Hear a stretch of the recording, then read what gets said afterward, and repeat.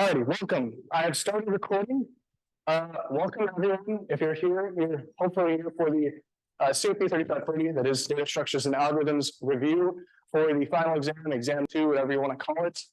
I'm going to give people a couple minutes to stare at this barcode if you're signing in on YouTube, because this is kind of important this time around. I want everyone who's actually taking the exam to hopefully sign in with this barcode. This is going to be going into some research stuff for these review sessions, so please take the time to do so. I looked in this room today, and this was something kind of interesting that I found. This is pretty crazy. Hold up, look at this, guys. Isn't this crazy? I've been sitting at the desk. You guys see it's a One Piece reference? It's crazy. But anyways, that was one surprise of the day. I guess Clown Crystal made his way in here. But anyways, we're here for a review session today. Are you guys hyped for the final? No. Isn't it the highlight of your day on Thursday? Taking this exam? Okay. It's okay. But essentially what we're going to be doing, I went through all the topics that Aman posted on his Google Doc of stuff that could possibly be on the exam.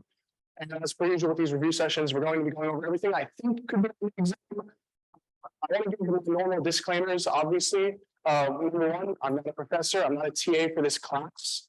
So therefore, anything I say here could potentially be wrong. If you notice me saying something wrong, feel free to correct me, raise your hand, point it out, and scream it out. I don't really care. The point of these review sessions is to gain knowledge and learn and have us all do well on the exam. It's not to spread misinformation. So keep that in mind. I'm going to move on now. Let's see if we go here and we go PowerPoint. There we go. There's a wonderful title slide. But anyways, here's the topics we're going to be going over today. So first, we're going to start with sorting. Sorting, a lot of the sorting is actually reviewed from programming 1 and programming 2, but then you get into some other sorting methods that you don't do in those. We're going to be going over sets, maps, and hashing, graph implementations and traversals. If you looked at the course, I guess the syllabus, that would line up with graphs part 1, graph algorithms, which lines up with graphs part 2, and then algorithm paradigms and greedy algorithms, which are later. This review, that stuff that I'm not going to cover in this review, but is on the exam, is stuff from earlier in the semester, and also once again more like Prog 1, Prog 2 review basically. But lists, stacks, queues, and trees. I will not be covering those. If you want to review on those, please feel free to go watch the exam 1 review. There's plenty there. Okay. Also not on the exam, but kind of partially covered, but not on the exam. There will be no balanced trees. So luckily, we don't have to memorize what a zigzag is in a splice tree. And there's not going to be any dynamic programming on this exam. There might be conceptual dynamic programming questions, but I don't think you're actually going to have to do any dynamic programming. So yeah, we're going to move on. And we will get straight into sorting. So first of all, we have one of the basic sort types, one of the quadratic sorts that has best average and most O then squared. As you can see on the bottom, you have a selection sort. Okay. So essentially what you're going to do with selection sort algorithm is you're going to look through a data list. It doesn't really matter whether you're sorting ascending or descending. I'll just do ascending for this example. But you're basically going to look for, in the case that you're doing ascending, you're going to look for the lowest number, and then you're going to bring it to the front. And then basically what you're going to end up having is in your array, you're going to have two sets of data, one set that is sorted and one set that is not sorted in your array. So if we just go through the process, it's pretty simple, honestly. We look at this, let's say once again, I'm doing ascending. Since I'm doing ascending, then we're going to look for the lowest number first. And if I look through this list, we can just see, we would theoretically, in an algorithm, if we were writing this, we'd have to go through every single number. But since we're humans, we can kind of just see, okay, the lowest one, what's the lowest one on this list? Anyone? Come on. 1, right? So you can see we're going to bring 1 to the front. And now after 1 iteration, we're going to have 1, and then basically everything, is just the same, right? 7, 4, 3, 2, 9, 5, 6, right? And then what's the next smallest? And notice our sorted set, or whatever you want to call it, is right there. Okay, we have 1 sorted. What's our next? 7. No, not 7. Next lowest. 2. Okay, 1, 2, and then 7, 4, 3, 9, 5, 6. Okay, so now we have 1 and 2 are sorted. And then after that, it would be 1, 2, 3, 7, 4, 9, 5, 6. Not shift, not shifting numbers over, you swap. We're not doing bubble yet. Huh? We're not doing bubble yet. This is just selection. No, for selection, you swap with the lowest number, you don't shift. Well, okay. Well, no, like, after, that's for insertion, so. You think of insertion. So we're looking for the smallest number and we're just bringing it to the front. What do you mean? Swap them, you don't. Am I goofing? Hold up. Yeah, so. I'm sure you guys are thinking, hold up. I'm pretty sure it's not.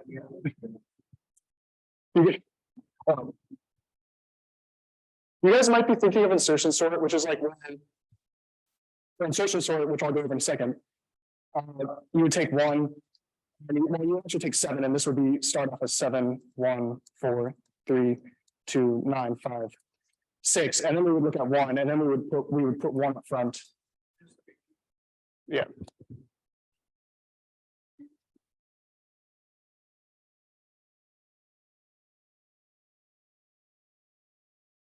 I'm going to keep writing this. If you guys want to fact check it, feel free. Yeah. All right. Hold up. Let me think about this then. I checked the geeks for each page. You guys must be. I'm really. Okay. I must have done goofed. Okay. We'll figure this out. Oh, wait. Again. The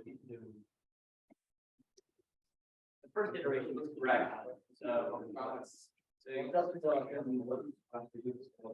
Wait. Look at this. Hold up. How do you determine the swap? The first element, the second one, the third element. So. We swap, you don't. I know what you guys are saying now. Yeah. I know. Okay. Hold on. Okay. All right. So, anyways, 1, 2, 2 would swap. Okay. So we have 1, 7, 4. So then 2 would swap with 7, right? And then we have 4. Yeah. Okay. That was honestly my bad. I don't know why I messed that up. But anyway, 7 would swap here. Anyways, so 7 would swap there, and then after 7 swaps, so we just have 9, 5, 6. Right. And then after that, we would have 3. We're going to go 2, and then 3 would come out, and notice the 3 has to swap with 4. 7, 9, 5, 6. This is so basic. I shouldn't have messed this up, but it is what it is. We'll continue on.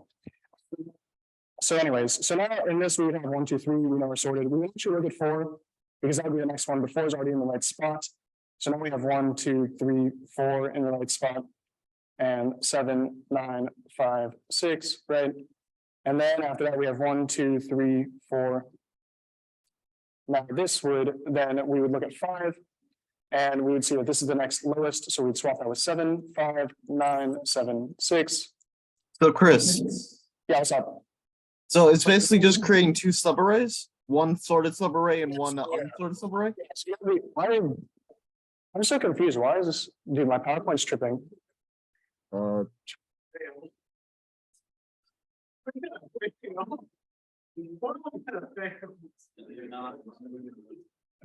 on. I got this. My PowerPoint is like randomly going and I'm not putting it, but anyways. So yeah, basically you have 2 sets and you have your unsorted and you have your sorted. So I actually conceptually messed up. That was my bad, but yeah. So anyways. So we have 5 and that was sorted. So the next thing is going to be 6. So then 6 is going to swap with 9. So put 6 here, 7, 9. And then we actually notice that this is sorted. We would technically go, you see the lowest is going to be n squared. We would technically go until it's all sorted, but basically this is where we would stop. So you guys see that. Why? Dude, I swear it's the pen. The pen has buttons on it. That's what it is. But anyways, we will now do bubble sort real quick. We'll get through sorting methods eventually. But anyways, with bubble sort, on the other hand, we're going to essentially with this, what's going to happen is we're going to compare every single like number to the next number next to it, right? So in this same data set, we have 7, 1, 4, 3, 2, 9, 5, 6. Okay, so yeah, what's up? My mic is bugging out. Okay. I mean, let's see, I could try turning it off and on again.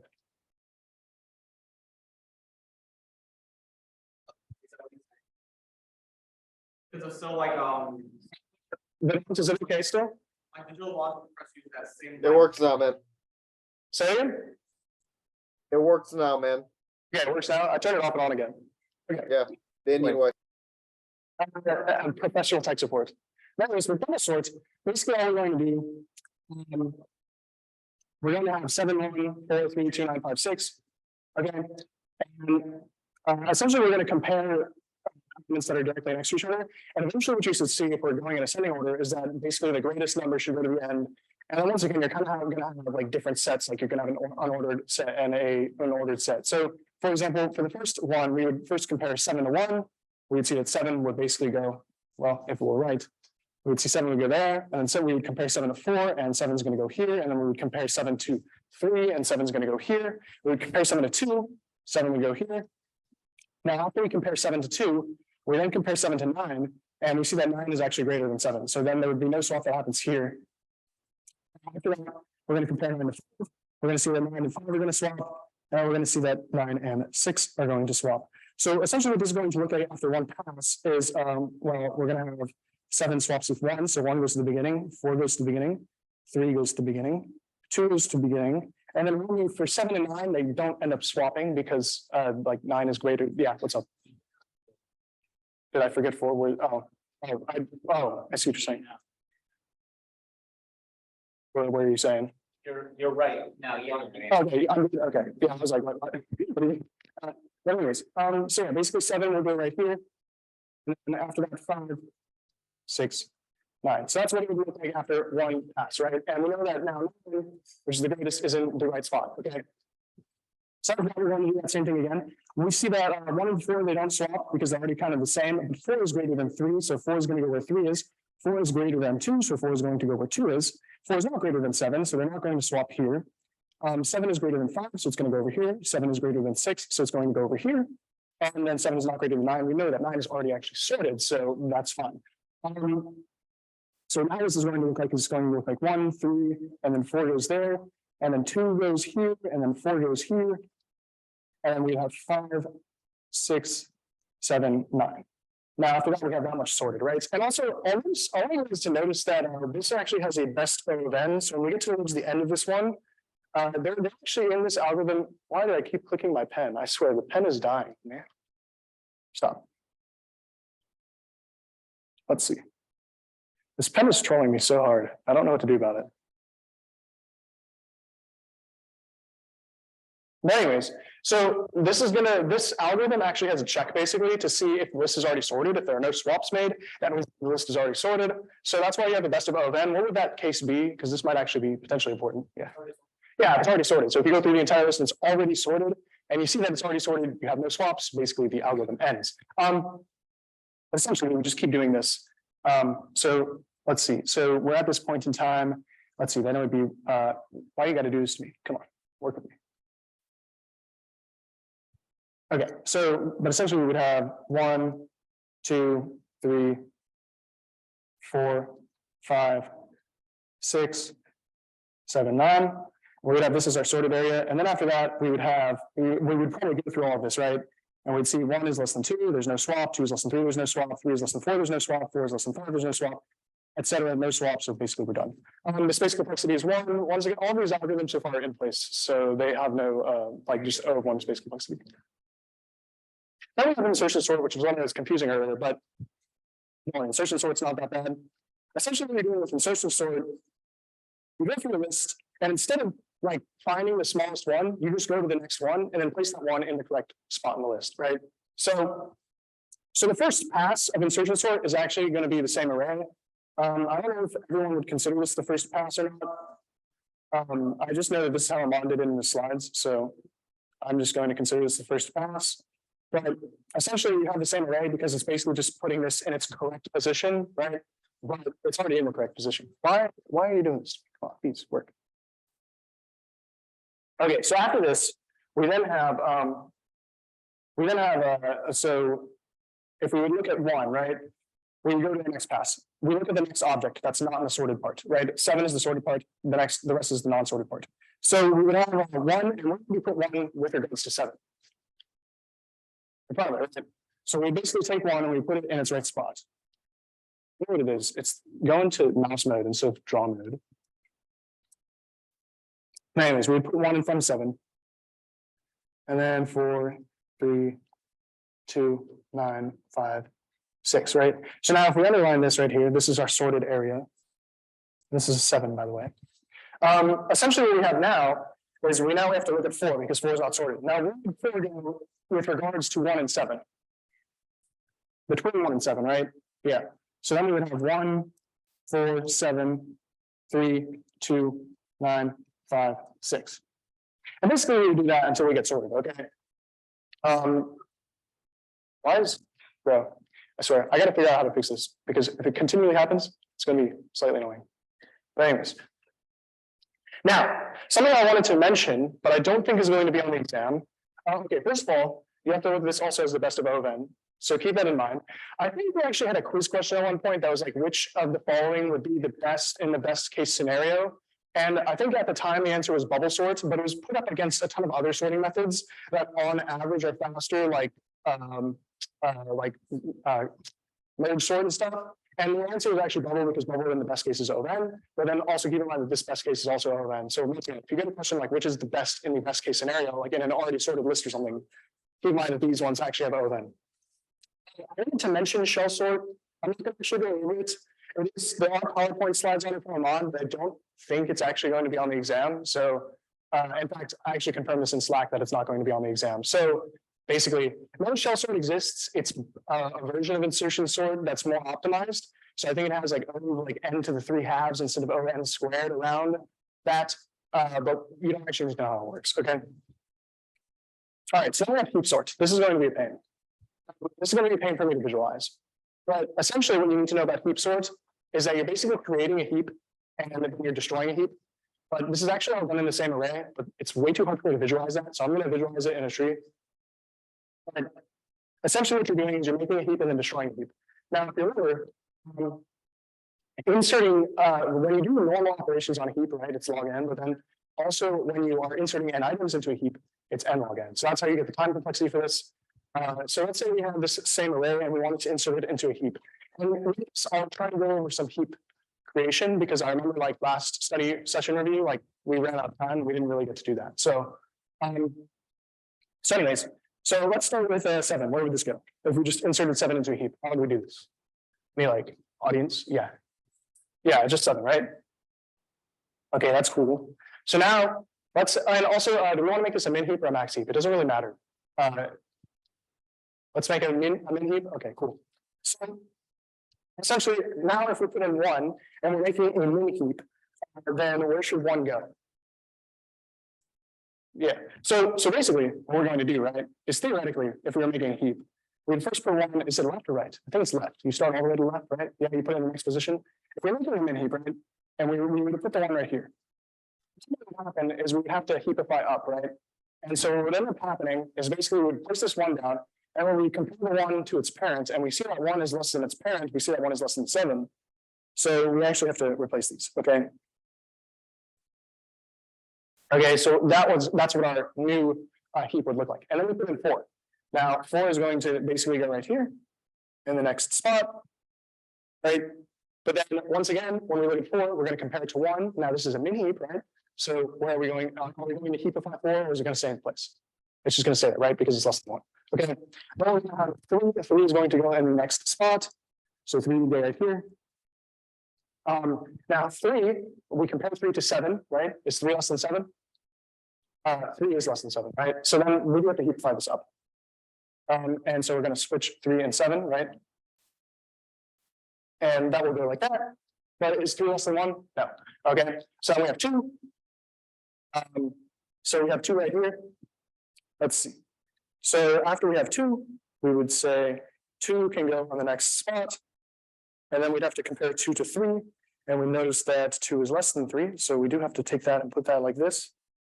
Right? And then after that, we have 9.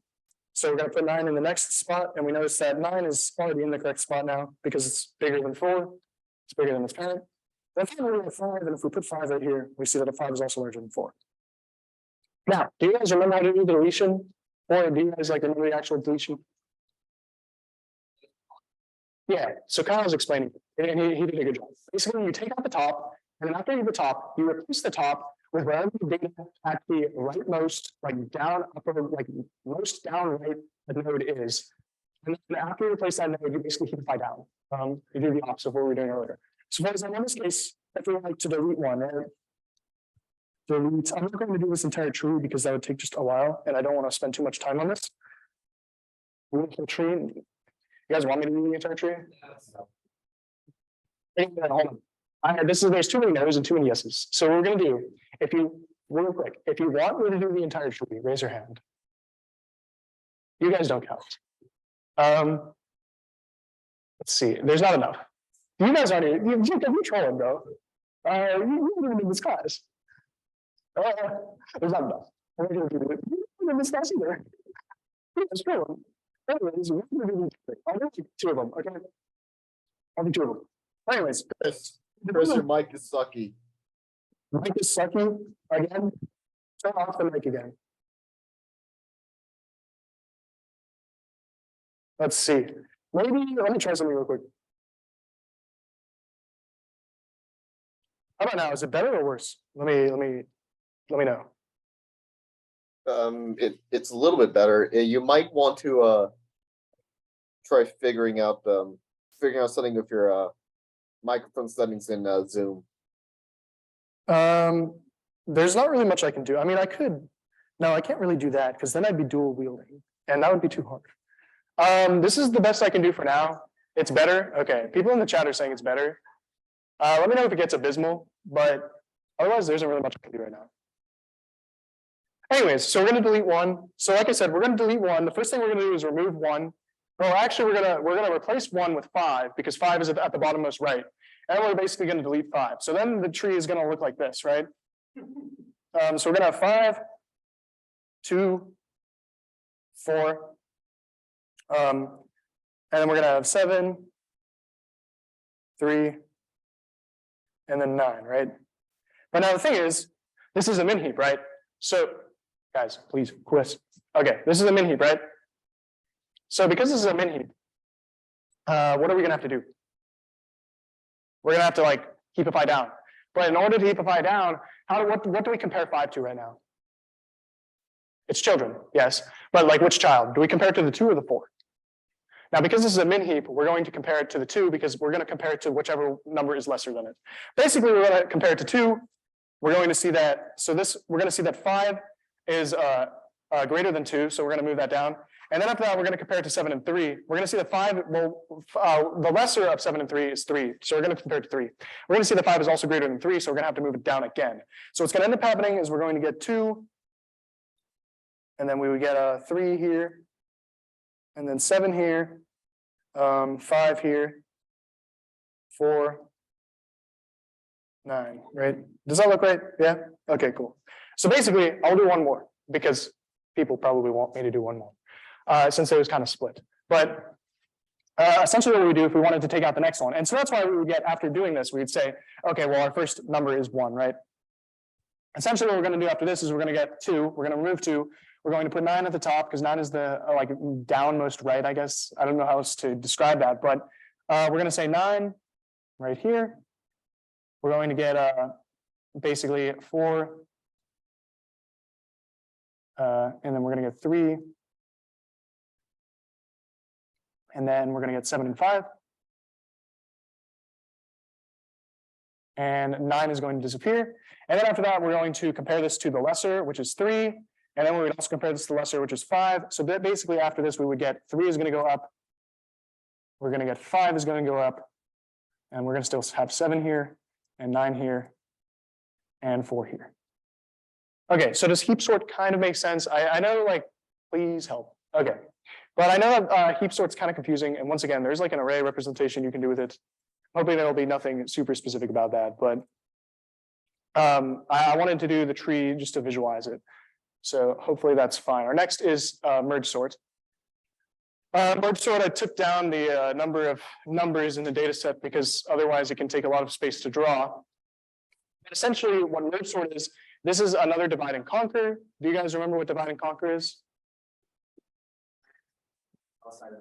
Right, yeah, it usually has to do with, whenever you think of divide and conquer, you're always probably going to have something logarithmic because think about it when you're dividing by a number, then it's just getting like smaller and smaller, kind of not exponentially, the opposite of exponentially, right? But yeah. So if we have 7, 1, 4, 3, 2, 9, we're going to split this into halves. So then this will become something like this. We're going to go 7. So you basically just split in half the array again and again. Yeah, can you say that one more time? Sorry, it was just kind of hard to. I know you were saying split the array in half, but what else? You split the array in half again and again and just resort at the end when it's all just one. Yeah, is that Vedant? What's up? Crazy. All right, cool. Yeah. So anyways, we're gonna have 3, 2, 9 here. And then we're gonna split these in half. Now, we're gonna have my PowerPoint troll me again. I swear it's this pen, guys. The buttons are too easy to press. Wait, like, is it a wacom? A what? Is that like? I have no clue. Krista, I don't understand how you can build complex CS programs and lose a fight of a fucking pen, dude. Vedant, I have no clue what you're saying. Oh, it's a flying. Okay, so anyways, basically what we have to do, we can see that we have 3 numbers, which is like an odd number of stuff. Do you guys know what Vedant said? I can't even understand him. I have literally no clue. But anyways, so we have 7. And then we'd have like 1 and 4. And then we would have 3 over here. I don't think, do you guys know if there's like a standard for when, do you guys know if there's a standard? Like I noticed that like in all the examples, there's always just, when you have like an odd number of splits, you always just like, they were just all doing the left one first. Is that an actual standard or is that like? Yes, that is an actual standard. Okay, cool. I was just curious. Anyways, so anyways, we then take 2, 9 over here and we put 2, 9, right? And then after that, we see that there's not really a split we can do here because it's already 1, right? But basically we got to split these up. And we get 1, 4, put 3 down here. We split these up. We get 2 and 9. Now, something that I would highly recommend looking at for this merge sort thing, right? I have heard like rumors that merge sort tends to be a really common pseudocode. So just putting it out here. I mean, like I have no clue because I haven't seen the exam, obviously, but if you were theoretically on your little cheat sheet to write a question down for a pseudocode, maybe go Google the merge sort code and write it down, just so you guys know. Yeah, so keep that in mind. After this, we're going to have to recombine though, right? So after we recombine, well, first, we're basically going to recombine in the order that we split things apart, right? So we can see that we like split apart, the last thing that we split apart was 1 and 4 and 2 and 9, right? So now we're going to put them back together, but kind of in the right order. And so now we're going to have 1 and 4 and, well, what it goes before 1 or 4, just 1, right? And then 1 and 4 are going to go together. And we have 3 and 2 and 9 are going to go together. And then we're going to combine these 2 and these 2. Now, what you do is I get trolled again. I don't know how to stop this. It just is what it is. Yeah, what's up?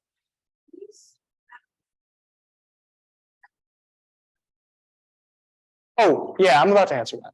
I'll answer that in a second. You'll see. So now when we look at 714, right? That's not an order, right? It's currently not an order. So what we're going to have to do is we're going to compare the 2 smallest ones, right? And basically how this is going to work is we're going to put these in order. And how that would work is we look at 7, and 7 is the smallest one in 7. And then we look at 1 and 4. And we look at the smallest one in 1 and 4 is clearly 1, right? So we're going to compare 7 and 1. Because 1 is smaller than 7, we're going to bring 1 to the left. And then after that, we compare 1 or 7 to the next smallest one, which in this case is 4. And because once again, 4 is smaller than 7, we're going to bring 4 to the left. So essentially what happens after you get that done is both of these are going to go to the left. Come on, I need you to draw. This is so infuriating, but we'll get through it. What we're eventually going to get is we're going to get 1, 4, 7, or I guess if I wanted to keep my array. There you go, right? And then after that, when we do this here, go stop. I swear, is there like somebody with like a wireless mouse trolling me? Huh. I don't know. That would be That'd be insane. What if I like checked the computer and there's just like a wireless mouse just sitting there? That'd be hilarious. It's a bond, he's trying to stop us. Yeah. But anyways. So we got 329, right? Now with this 329, well, we're gonna once again we're gonna compare 3 to 2 because 2 is the smallest. We're gonna see that 3 is greater than 2, so we're gonna move 2 over here. And we're gonna compare 3 to the next smallest, which is 9. We're going to see that 3 is less than 9, so then we know that we're kind of done. And then after that, we would have to basically compare this. I didn't even press a button that time. I don't know what's wrong. I'm not even joking. I'm not, dude. Somebody. You might want to disconnect you might want to disconnect the pen and reconnect it again. Let's see. Let me try. Maybe how does it even work? I don't even know. But I just want to ask real quick. So for merge sort, when you're just merging it all together, when you're all merging it all together, you just compare them internally. Compare them internally at the end. Yeah. So you're going to compare. So now in this comparison right here, because we're going to try to combine 2 like larger lists, right? We're first going to compare this smallest one, which is 1, to the smallest one over here, and we're going to see that 1 is less than 2. Because the 1 is less of the 2, we're basically going to write a 1 down here, and then we're going to go to the next smallest one. So the next smallest one in this list is 4, and then the smallest one here is 2. It's still 2. So then after that, we're going to see 2 is less than 4, so we're going to write a 2. So then after that, we have 3 and 9 and 7, or 3 and 9 and 4 and 7. We're going to look at the next smallest one on the right side is 3, and the next smallest one on the left side is still 4. We're going to see that 3 is less than 4, so we're going to write a 3. So now we have 4, 7, and 9. We're going to see the smallest one on the right side is 9, the smallest one on the left side is 4. So now we're going to put 4 because 4 is less than 9. And we're going to do the same thing for 7. We're going to see that 7 is correct, and then 9. Does that make sense? Kind of, but on? Does that? Yeah, makes sense. Okay, cool. So by the way, is quicksort sort of just like the same kind of concept as the merge sort? Or dude, did you reconnect it? Dude, I think it's the sensitivity on the button is just, it's like literally if my finger hovers over it, it presses it. But anyways. We're gonna go to quicksort now, okay? So do you guys remember what quicksort is about? It's like the same sort of concept, but you just have a pivot instead of a divide and So you conquer basically approach. have to choose a pivot. You typically change that pivot to the beginning or end, whichever you want. It doesn't really matter. There are different implementations, but we're going to take a pivot, and let's just say we wanted to like pivot around the 4, which is the middle one, so it makes sense, right? We choose this as a pivot, right? And now what we're going to do is we're going to like switch this to the end, okay? So let's say we're going to swap this with the end, and we're going to go 7, 1, 9, 3, 2, 4. Okay. Now, this thing hates me, man. Never had an issue with the pen like this, but basically now what we're going to look at is we're going to look for, on the left, we're going to have like an up, right? And on the right, we're going to have a down. And we're going to look at everything to the left of 4, because 4 is our pivot. And we're going to have an up and a down. And basically, for the up, we want to find a number that is greater than 4. And for the down, we want to find a number that is less than 4. And then we're going to swap them. So, for example, we're going to start here, right? We see that this is an up and this is a down. Now we're going to look at the up and we're going to say, okay, well, is 7 greater than 4? Is 7 greater than 4? Yes, right? And we're going to look at our down. We're going to say, is 2 less than 4? 2 is less than 4. Now, because that is the case, what we're going to end up doing is we're going to swap these two. So we're going to have 2, 1, 9, 3, 7, 4, right? Now we're going to go to the next spot. We're going to put our up right here and our down right here. Now, we notice that our up is less than 4, right?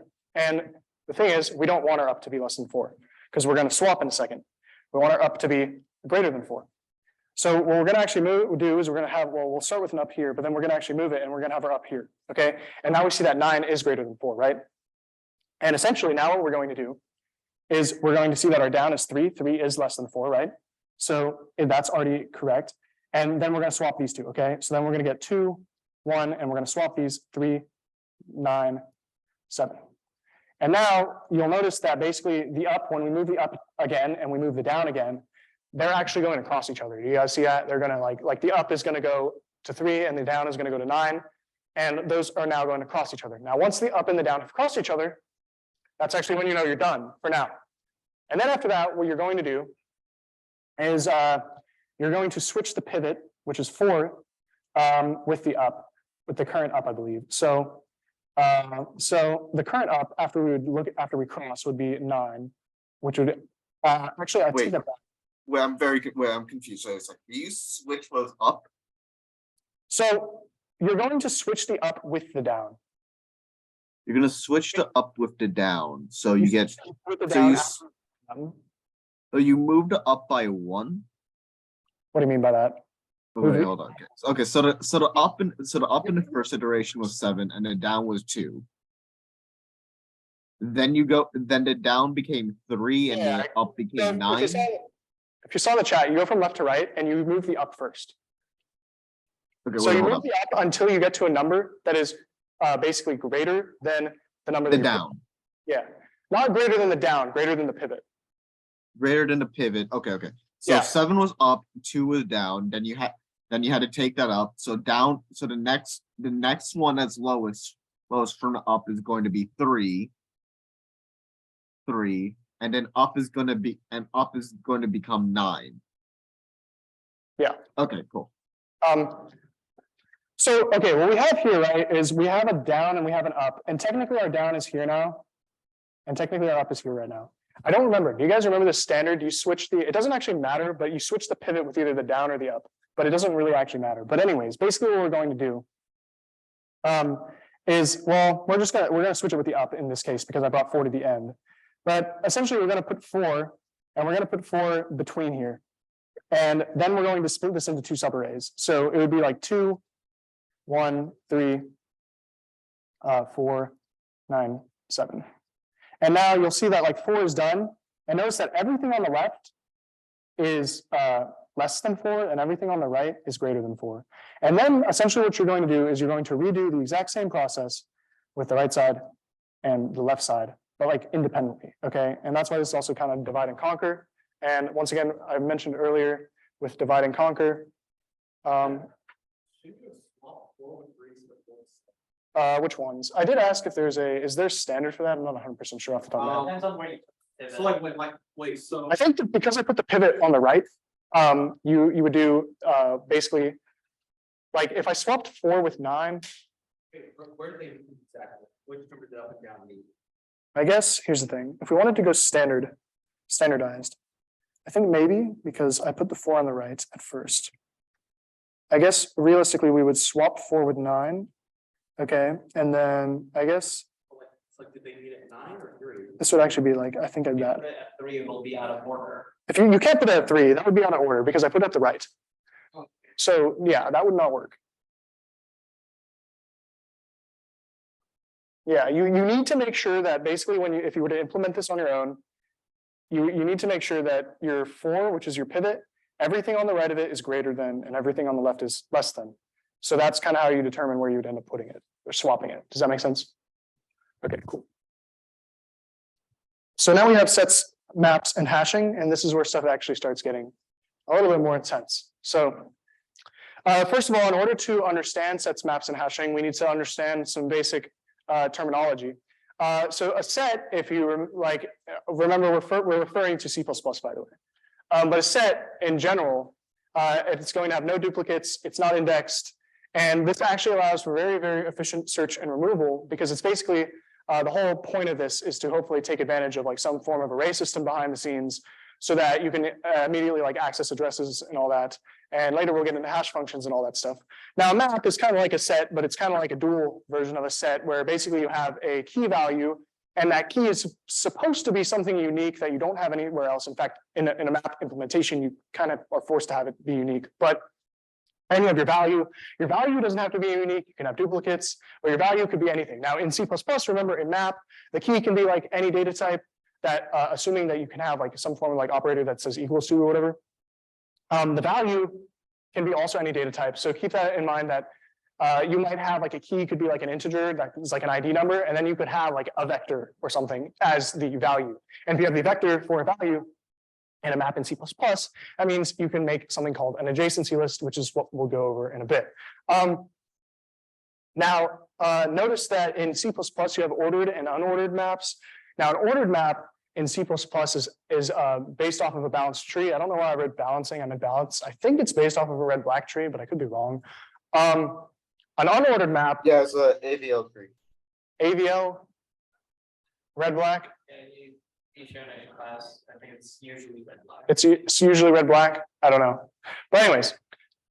Now, for the unordered version of the map, it's using like a hash table in the background. So notice what's for a red-black tree or AVL tree, it doesn't really matter. What is your typical like insertion, like operation complexity? Log of n, right? Because you're splitting, you're basically dividing and conquering. Now, for an unordered hash table, what would your standard time complexity be for something? Your average.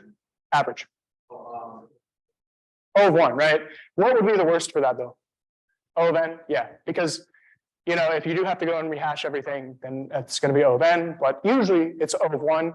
And I think that's why typically, like, if you ever do like leak code or like interviews or something, everyone goes crazy over hash tables because they are on average very, very like time efficient. So yeah.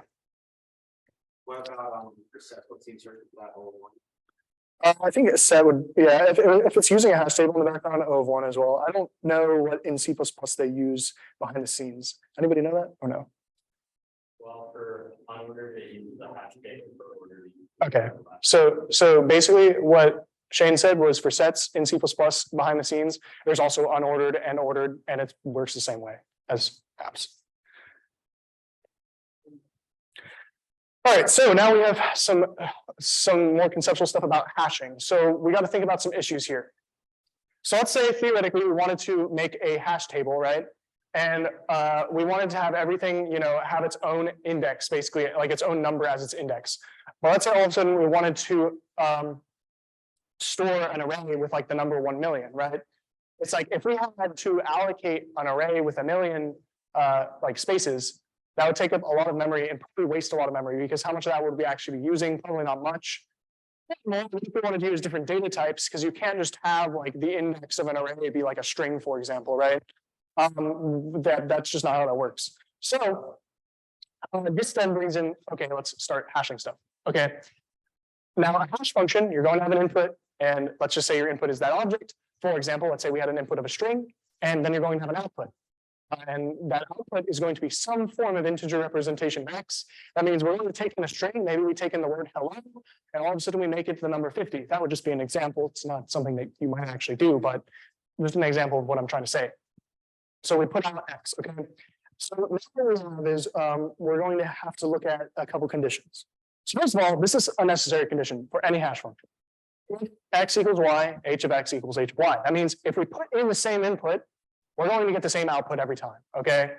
Now, we actually have another condition that's not technically necessary, but like basically necessary for any good hash function. And that is, in the case that x is not y, okay, in the case that you put in two inputs that are not the same, you have two outputs that are not the same, okay? Now, once again, it's not technically necessary, it's just nice. And then you realize that that's actually impossible, because think about this. If we wanted to like represent like every single character in the alphabet, okay, that's 26. Okay, that's not that bad. And then all of a sudden we get into different languages, or we get into like ASCII. How many ASCII are there? Like 140? I have no clue, but 255, whatever. Basically, my point here is, let's say we got into different languages. Okay, all of a sudden you go to like Mandarin or something, and there's like, how many characters in Mandarin? I don't know, a lot. But all of a sudden, this does not really become very feasible.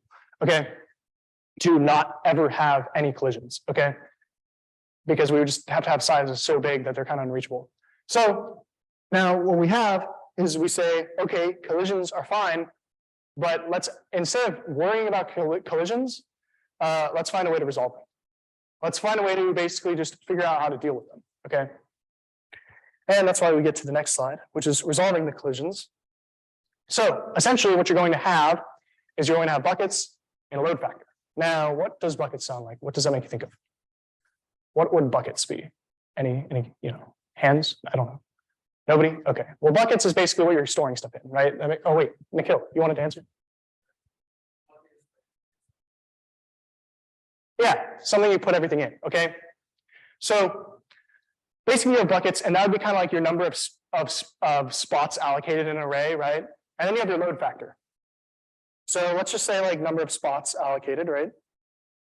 Here, I'm going to write Hashtag. 'Cause-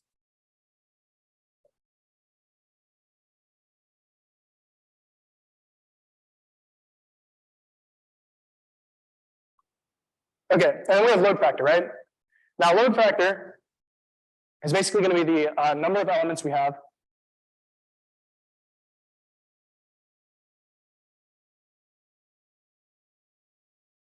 over the number of allocated spots, okay? So for example, if we had an array, let's just say we had an array with 1, 2, 3, 4, and we had like a 2 here in this position, and we had like a 3 here in this position, but then these positions were still empty. What would the load factor here be? And it's going up. Yeah, so it would be, we have two elements stored and we have 4 total spots. So it would be 2 over 4 equals 0.5, right? Now, typically what you do is you basically, if you were implementing some form of hash table, you would say, okay, we're going to find some load factor that we think is optimal enough to say that once we hit this load factor, we're going to do a process called rehashing. Now, rehashing is basically saying we're going to take our array and we're going to make it bigger so we can store more things. Because what we're about to do with the separate chaining and the open addressing and both of those, you're going to see that no matter what, when we use these, if we just keep adding data and we don't resize the array, we're going to have conflicts. And by conflicts, I mean, we're not going to be able to store everything, or it's going to become very, very inefficient. We're going to basically eventually just have, we could potentially, if we were doing separate chaining and we didn't rehash, we could potentially just basically have a linked list, which, as we know, linked lists kind of suck. They're like, kind of inefficient, O of n, which is just not good. We want to get that O of 1, not the O of n, right? So anyways, so we have separate chaining, right? Now, let's see. Let's make an example for this. How many spots in an array should we have? Like to start off with 5? Okay, 5. Okay. So we're gonna have 1, 2, 3, 4, 5. Okay. And what should our load factor be? If we have a total array size of 5, let's make our load factor like something. Load factor of 1? Okay, that's an interesting. So we want a load factor of 1. So we have a load factor of 1. Now note that our load factor could be anything. If you put an array of 5, I'm assuming that your load factor will most likely be something over 5. So in this case, it's 5 over 5 is 1, but you would normally have something over 5, like maybe 4 over 5 would be 0.8. That would be another viable load factor, et cetera, right? But we have a load factor of 1. I know that when Aman was doing this in class, he used letters and he used their ASCII values to put stuff in. For the sake of simplicity, I'm just going to use numbers because it's easier. And let's just say that we have a very simple, very simple hash function that is just going to be whatever number we're putting in. And we're going to say that, now remember with the hash function, we have to hash and then we have to reduce. Now, if I'm starting with an integer, we don't really have to hash anything. We don't really need an actual function. We can just use the integer. But what should a reduction function be for this? What is a potential reduction function? Yeah, mod 5 or mod the table size, because that just makes things easy, okay? So we're going to go mod table size. Okay. Now, what we're going to do, how about let's start off. So we're going to have number mod table size. So now let's say we wanted to insert an element. Any numbers? Don't do anything too high because I don't feel like doing super intense math. What's up? 10? Okay, cool. So let's say we want to put 10 in somewhere. Okay, we would have to do 10, and then we're going to do mod the table size. 10 mod 5. What's 10 divided by 5? 2. And is there any remainder for that? There's no remainder, so 10 mod 5 is going to be 2, remainder 0, which means that 10 mod 5 is going to be 0, right? Now, if we look at this array, we have positions 0, 1, 2, 3, 4. So that means 10 would go in the 0th position. Agree? Okay. So now let's say we wanted to put another element in this table. Any other number suggestions? 13. Okay. So 13 divided by 2 is going to be what? So 2 and then like a remainder of 3, right? Yeah. Agree? Okay. So we're going to go with 13 is going to be a remainder of 3. So we're going to put 13 here. So now I want you guys to pick a number that also either has a remainder of 3 or a remainder of 0, just so I can show off what separate chaining actually does. 420, okay, we'll do 420. So 420, it has, if we do 420 mod 5, it has a remainder of 0, right? So basically in separate chaining, what we're going to do now is we're going to put 420 as kind of like a linked list, right? Now, here's the issue, right? If we just make a linked list, then once again, we could continue doing this, but eventually it's just going to turn into a linked list and it's going to get very slow again. So eventually we're going to have to stop this. But anyways, we still have one more because notice our load factor is 1 and what is, well, actually, no, we actually have 2 more, but our load factor is 1 and currently we're at a load factor of 3 divided by 5. So we're actually at a load factor of 0.6 right now. So I'm just going to put like 2 numbers in, okay? Let's just say I put 2 and then I could theoretically put 1 in, okay? And now we're at a load factor of 1. Do you guys see that? Stop, go. Okay, you guys see we're at a load factor of 1? Okay, cool, all right. So while we're at a load factor of 1, well, how are we gonna rehash this? We're gonna double the size. So we're gonna go from an array of size 5, and we're gonna go to an array of size 10. And now that begs the question, if we go to an array of size 10, what do we do with all our numbers? It's gonna be 1, 2, 3, 4, 5, 6, 7, 8, 9. Is that 10 or 9? 1, 2, 3, 4, 5, 6, 7, 8. Dude, I'm so bad. 1, 2, 3, 4, 5, 6, 7, 8, 9, 10. Okay, yeah. So basically what we're going to do is we're going to have to redo every single number. So we do 10 mod 10, we get 0, we put 10 here. 420 mod 10 is actually also still 0, so we still get something like this. 1 mod 10 is still 1, and we have like 1, 0, 1, 2, 3, 4, 5, 6, 7, 8, 9. But anyways, 1 mod 10, bro, come on, chill. We have 1 mod 10, which is right here. We have 2. 13 mod 10 is going to still be 3, right? And let's see. Is that all we have? 1, 2, 3, 4. Yeah, 5. Okay, cool. So that's all that we have. And now notice we have a much larger array. We have more space. We could theoretically, although this kind of did end up with this example, it did end up like basically being the same configuration because 420 was still mod 0. But we theoretically would have more space, and that's basically what you would continue doing with separate chaining. Now, there's also linear probing and quadratic probing. So how that works is essentially, if we were going to do linear probing, when we would put in like 10, which one did we put in first? We put 10 in first, so we're going to have a 0, 1, 2, 3, 4. Come on, let's see. Work. This does not. Too far down. But anyways, if we had something like this, and we're going to put linear probing down here. Let's say we put our 10 in. And after that, what did we put in? We put in 13 next, right? So 13 would still be 3. So 0, 1, 2, 3, 4. Okay. And then after that, we put in our 420, right? Now our 420, once again, is 0. So where would we put 420 now? With linear probing. Any guesses? Because we would know we need to put this in 0, right? Yes. Yeah, 1, because we're doing linear probe, so we put 420 here. Okay, so now after that, what did we put in next? We put in, after that we put in, now what if I try putting in 1 here? Where would 1 go? 1 would go 2, yeah. And then if I tried putting in 2, where would that go? 4, yeah. So I would look at this, and then we would rehash everything with the same. Once again, we would double it and rehash, and because we hit that 1, but it would be the same process as rehashing with this. And we have quadratic probing, which is a little bit more confusing, but hear me out. So essentially what we're going to do here is 1, 2, 3, 4, 5. We put in our 10, and we get to our 420, right? And our PowerPoint decides to go again, but when we get to our 420, we'd first basically go up 1. And we can see that our 1 is not taken, so we put our 420 there. Let's say though, next we wanted to put in like 30, okay? 30 is also 0, right? What would we do? So in quadratic probing, we would first check our 1 position, but then we would keep going up quadratically. So we'd go from 1, what is 1 squared? It's 1. What's 2 squared? 4, right? The next is 4. So essentially what we're going to do here is we're gonna go check one. If we're trying to put in 30, we check one, we see that it's not available.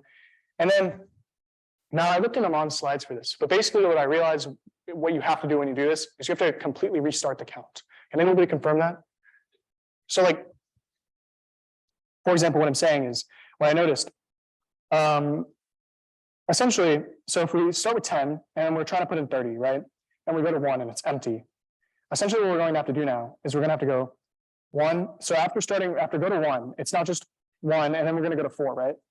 So it's not just going to be 1, 2, 3, 4. It's actually going to be 1 and then 1, 2, 3, 4. And we see that this is, yeah. And then we see that this is also taken up again. So then after that, we're going to have to go to 9. 1, 2, 3, 4, 5, 6, 7, 8, 9. So then what do we get here? And we'd actually put 30 here. Does that make sense to you guys? That process? That's just like an easy way I feel like people would potentially mess up a quadratic probing is by not completely restarting that count. Because you do have to do that. But anyways, we're going to continue moving on. What time is it right now? Okay, so we're about an hour in. I'm hoping for this entire thing to take 2 hours, and I think we're about halfway done with the slides. So, yeah.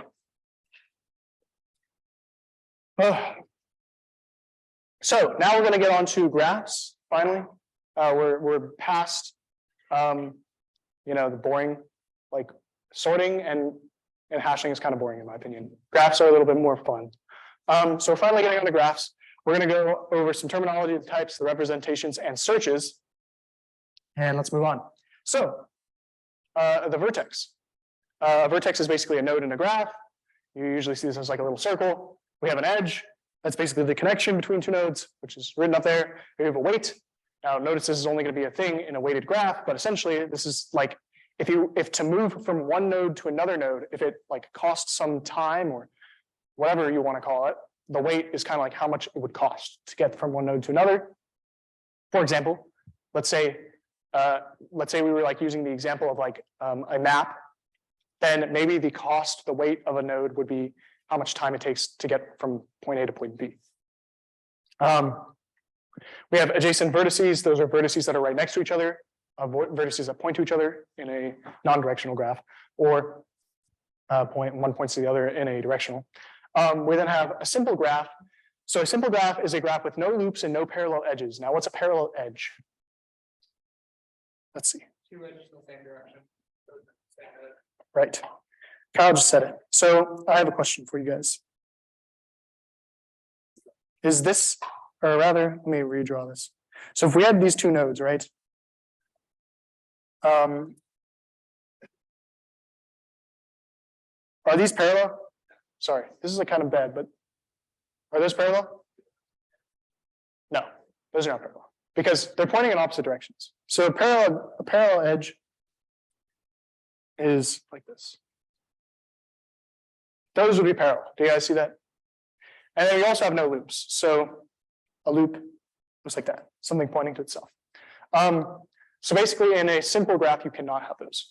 And you have cycles. Cycles are basically where you have parts in a graph that allow for loops. But like when I say allow for a loop, I don't specifically mean like a node pointing to itself. It's like you might have node A pointing to node B, and then node B pointing to node C, and then node C pointing to node A. That's a cycle because you can just keep going around in a circle. Cycles tend to make issues later on. If you have like negative cycles, then they'll make issues with certain algorithms where like all of a sudden they don't work programmatically. But we'll go into that later. And then finally, you have whether a graph is connected or not. Basically,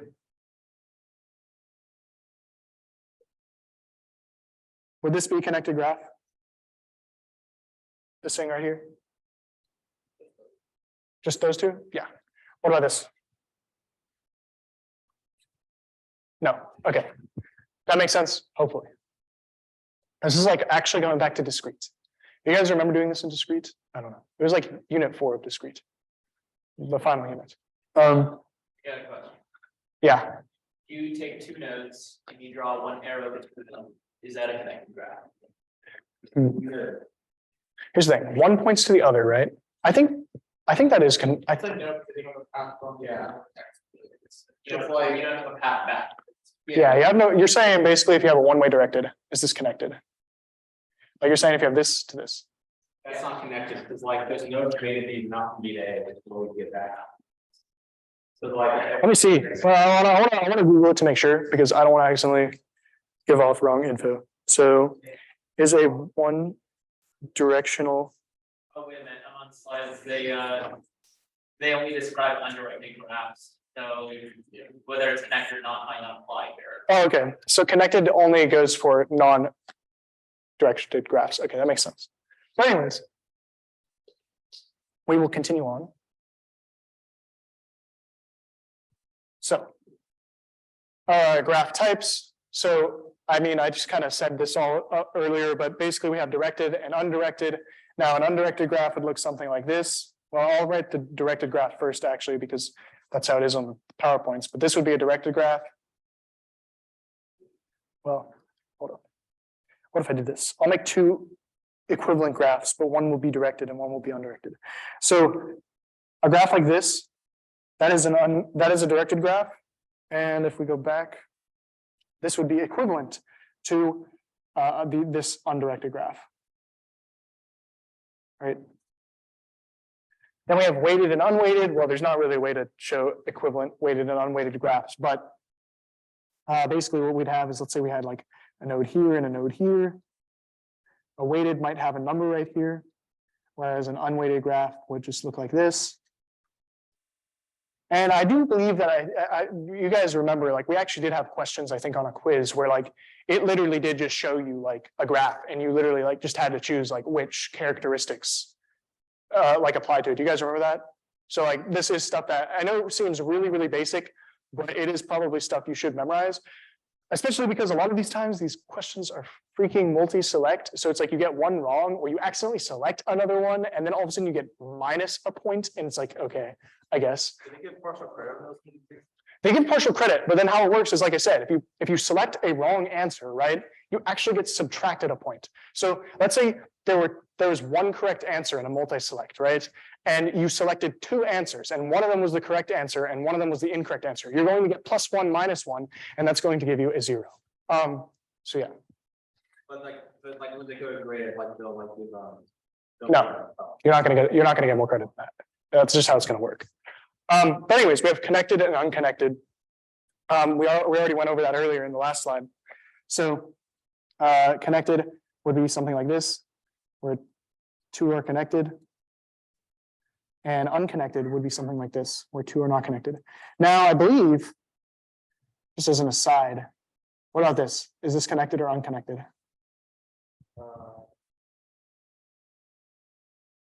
I'm pretty sure that's connected technically, when you just have a singular node. Somebody could double check me on that. Like Google is a singular node, technically a connected graph, but I'm pretty sure that's actually connected. So yeah, just No, it's connected. Since it's the only vertex. Yeah, what it's is- a did you say special it is case of connected or it's is a special case of connected graph. you're connected. Okay, cool. What's that deal? A multi-select, it shows a singular node and it's like, is this connected or not? But anyways, then we have cyclic and acyclic. So a cyclic graph might look something like this, where we have A, B, and C. Whereas an acyclic graph might look something like this.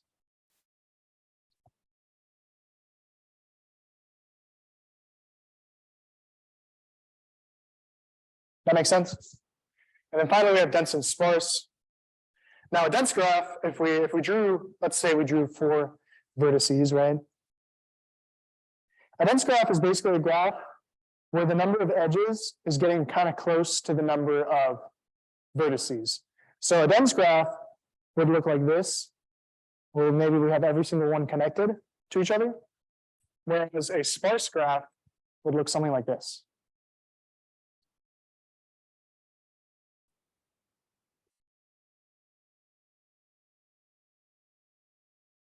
And in a connected graph, what is the least number of edges you can have?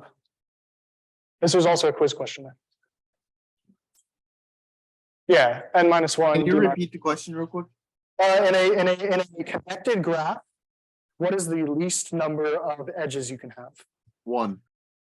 Well, like in terms of the number of vertices. V, right? The Close. amount of vertices. V minus one, right? Because like look at this. Yeah, B minus this. one, B minus Yeah. one. All right, so that should be kind of fine. Hopefully nobody gets tricked on multi-select. But anyways, now we have graph representations. So we have edge lists, adjacency matrices, and adjacency lists. Now note, these are important because this is how you would actually represent a graph in code. Because obviously we don't have fancy PowerPoint animations in our C++, right? So we need a way to actually represent these. Now, for these edge lists, basically what we're going to look at is, and also notice I have this as a weighted graph. So hear me out. Basically, I have notes on this and everything, but what we're going to do is we're going to basically list all of the edges, and we're going to list, maybe you list the node from, and the node to, and you also like list its weight, right? So for example, in an edge list, we might have something like A, B, and then 25. And then we could have something like B, D, 15. And we might have something like B, C, and notice this is directed, so that's why we don't go the other way or anything.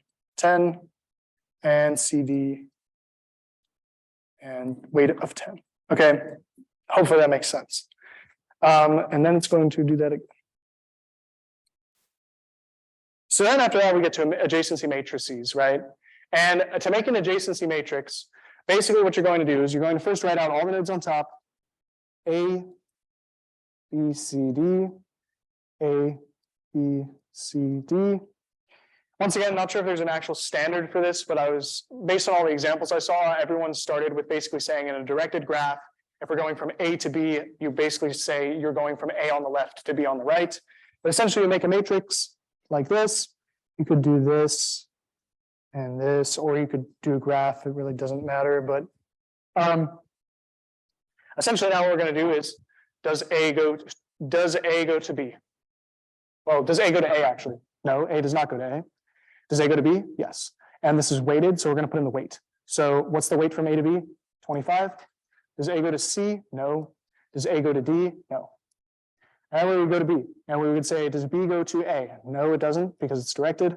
Does B go to D? Yes, and it's 15. Does B go to C? Oh, wait, no. Why did I write B go to B? My bad. B goes to D. Yeah. B does not go to B. And then B goes to C, which I meant to put here, is 10. And then B goes to D, which is 15, right? Yeah. And then after that, we would go C. Let's see. So C, we would say, does C go to A? No. Does C go to B? No. Does C go to C? No. And does C go to D? Yes, and it's 10. And finally, we're going to say D, and we're going to say, does D go to, well, where does D go to? Does D go to anywhere? No. So we're just going to have all zeros. So hopefully that adjacency matrix kind of makes sense. And finally, we have adjacency lists. Just curious, when we did, I think it was a programming quiz, right? When you guys did the programming quiz with the adjacency lists, how did you guys implement it? Did you use a map? Yeah. I feel like most people probably used a map, and then they probably had some form of like integer, right? And they probably had like a vector or maybe an array. I don't know if you're insane, but No, I used the vector. most people probably use a vector. So basically what we're going to have to do here is in the adjacency list, we're going to have some form of data structure that has all of the nodes listed. And then basically the nodes listed, they just point to, they point to the values that that they're pointing to, you know. But anyways, and you might also store the weights if it's weighted. So A could point to B with 25. And that's all that A points to, so we just stop there. B points to D with 15, which points to, and B also points to C with 10, right? Weight of 10. And then after that, we're going to say that C points to D with a weight of 10. And then D, what does D point to anything? No. Right? So D would just basically have an empty, if you were doing, once again, if you were doing this in like a program, D would just have like an empty vector. Does that make sense to everyone? Well, you make it easier for your understanding. That's good. That's the point of this. So now we're going to go over graph searches. We have breadth first and depth first. These are very, very similar to, if you remember when we did tree searches. The first thing that we're going to have to do with this, and also I want you guys to understand that for breadth first and depth first searches, there are like a lot of different ways you can do this. I'm going to go over just like basically one for each, and I'll let you guys basically choose which one I do. But note that there are basically, this is I think another one that we had like a multi-select on, right? And it was like a multi-select, and it was like, oh, select all of the ones that are viable breadth first searches or something along those lines. Essentially, what you're going to do here is you're going to say, all right, well, first we need to start with a node. Okay, what node should we start with? Probably A, right? Yeah, it would make sense. If we don't start with A, then like for example, there's no way to get to A, so it just doesn't make sense to start with anything but A in the search. But let's say we start with A, and we'll do breadth first searches first. So we're going to look at A. Now we have to look at all the nodes that are basically coming off of A, right? AKA, like if you go from A, you could go directly to them.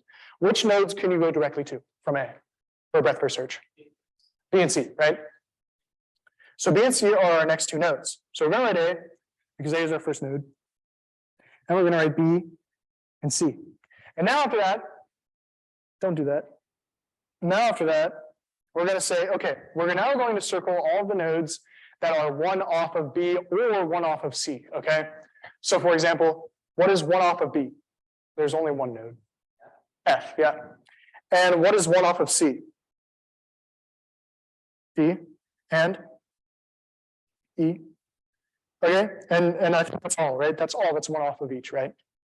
And now when we do this, now we can basically write these nodes in any order that we want. And also we could have written in B and C in any order that we wanted to as well. So anyways, so we go F, E, D, for example. But once again, in a multi-select or something, like this could be like D, E, F, it could be any of them. And then after that, what can we do next? Well, F doesn't have anything coming off of one off of it, and neither does D. Only E does. And what's coming one off of E? G. So in this example, could we do H before G? No, because H is actually coming off of G, so H is 2 off of E. So we can't do H before G. So then we get to H and we go H. Okay, so does that make sense to you guys? Cool. So now what we're going to do,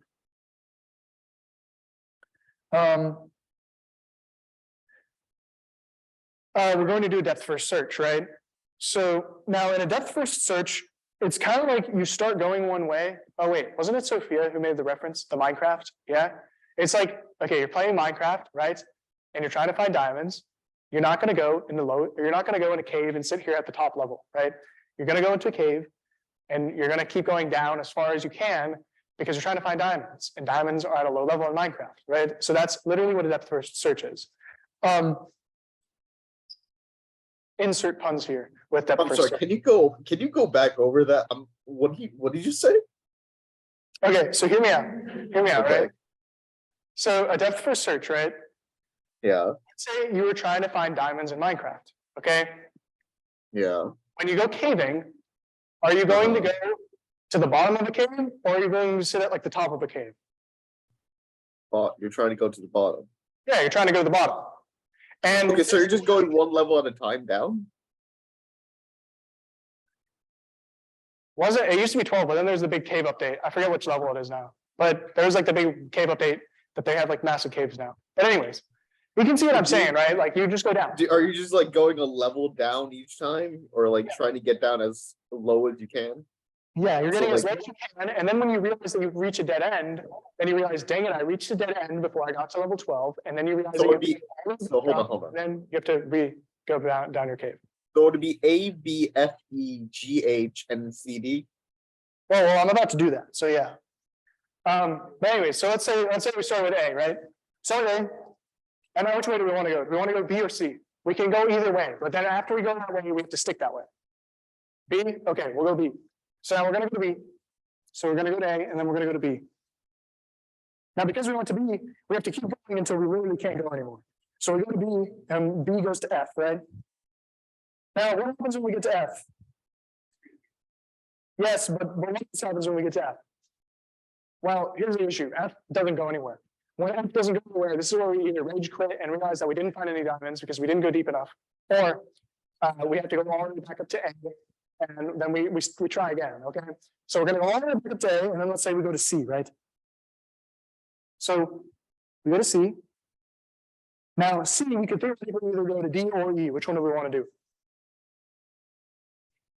D? Okay, we'll go to D. And when we go to D, what do we realize? Yeah, but there's nothing there, so we're gonna go back to C, because C, we didn't explore all the paths. So once again, when you're caving, you don't typically go up to the highest spot first if there's more paths at a lower spot, right? Yeah, okay. So now we're gonna go from C, we're gonna go to E, because that's the only place we can go. So then we get E. And then after that, we're gonna go from E, and once again, the only place we can go is G. And then H. So that would be a valid depth first search. So that's that. Those are just two examples. Once again, you could do more. For example, if you want to do another depth first search, you could do A, C, E, D, and then go back up and then do A, B, F. And then you could do like, I don't know, like E, G, H or something along those lines. But yeah, you could do any path you really wanted. I think it's depth first, right? It's like when like you do depth first search and then like when you hit A again, like that's like. Yeah, I think that's correct. Can you wait. ABFC, ABF. Oh wait, because okay, because F is the dead end. Okay. Yeah, so when you're at a dead end, you're basically able to go back up. Okay. So so it'd be ABF, CD, E, and then you just dig down a little bit to EGH. Yeah, what's up?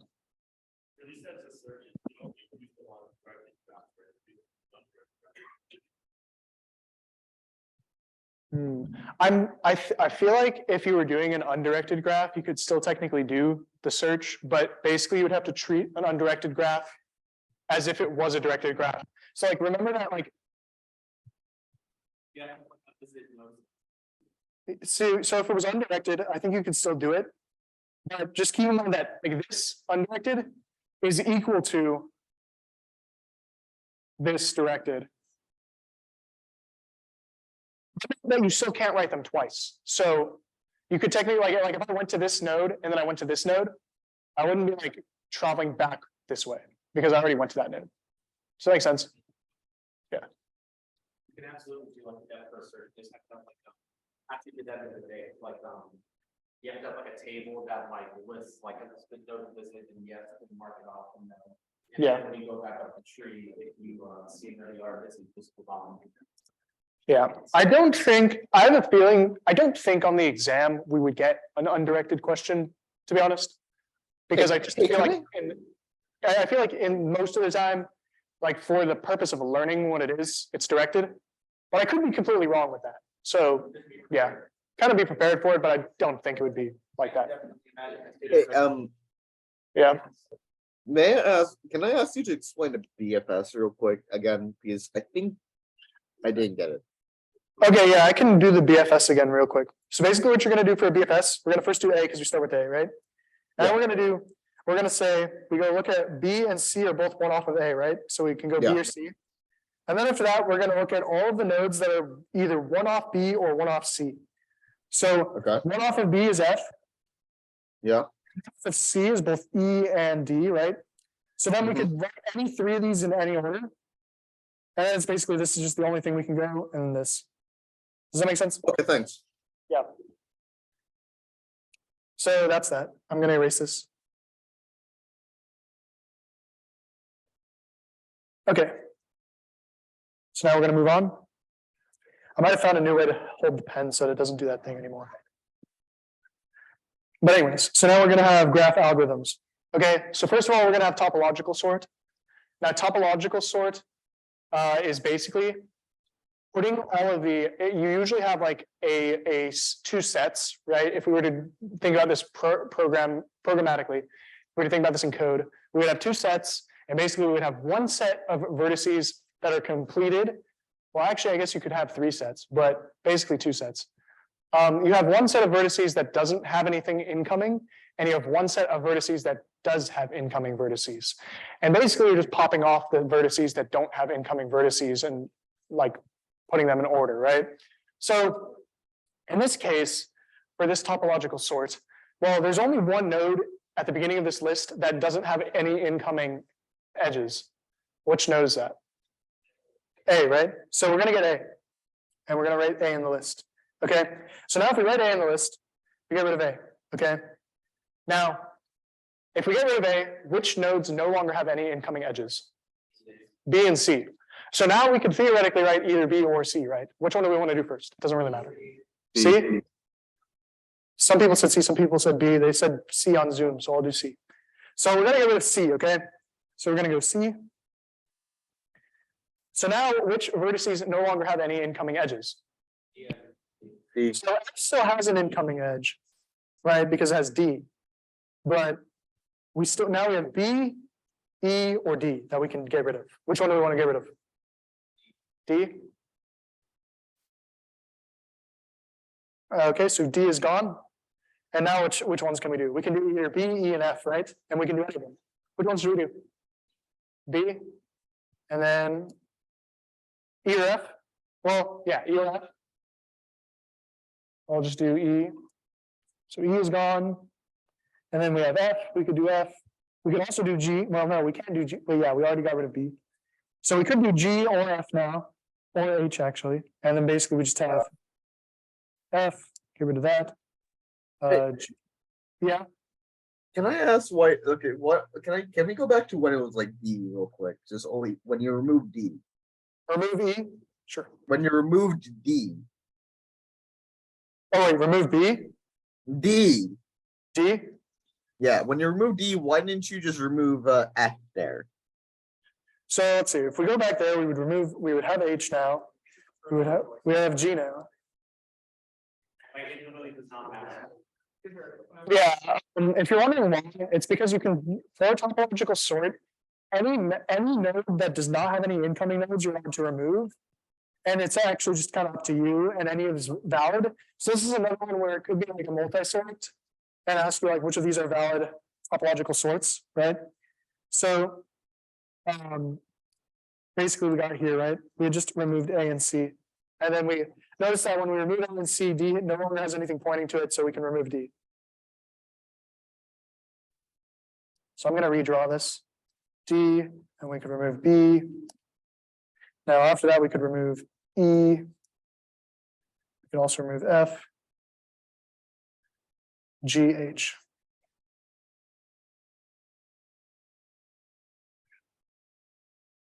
So hopefully that makes sense. Once again, that is something where you could potentially have like, I don't know, it could ask for more, for like how many of these are valid. Now we have a Prim's algorithm with a minimum spanning tree. So for Prims, we're going to first have to define like a starting node, right? So what node should we start with? I think easiest would probably be A, just because it makes sense because it's at the top. You guys fine with that?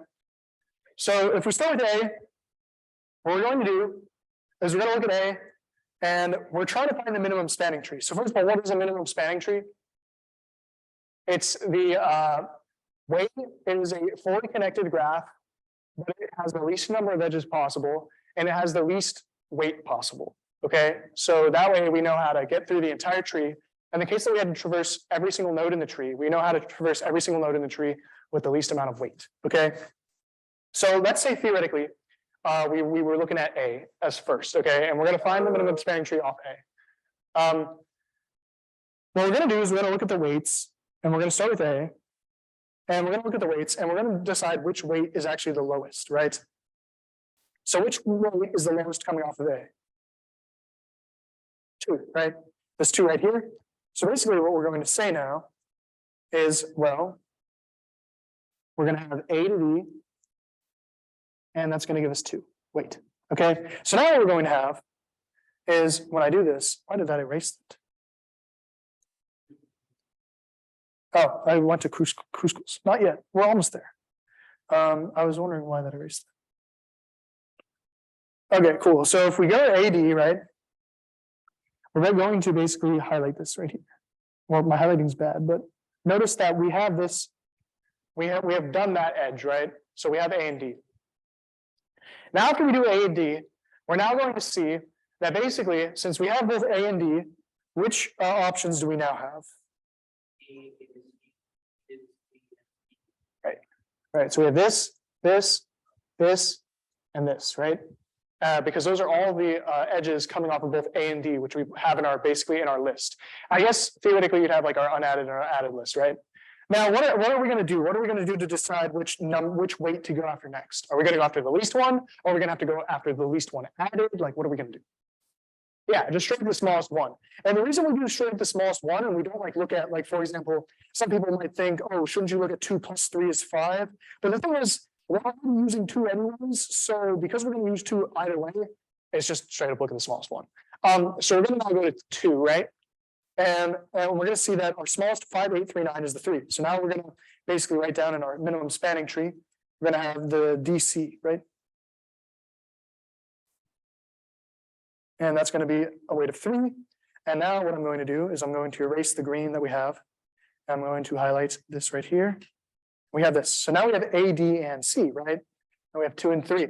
What is our next lowest number that comes off of these? Now, yeah, it would be from C to E.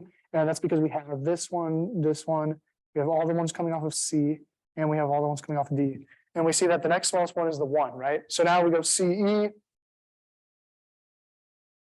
And that is a weight of, sorry, it's so like slim, but let's see, we have CE, and we would have a weight of 1.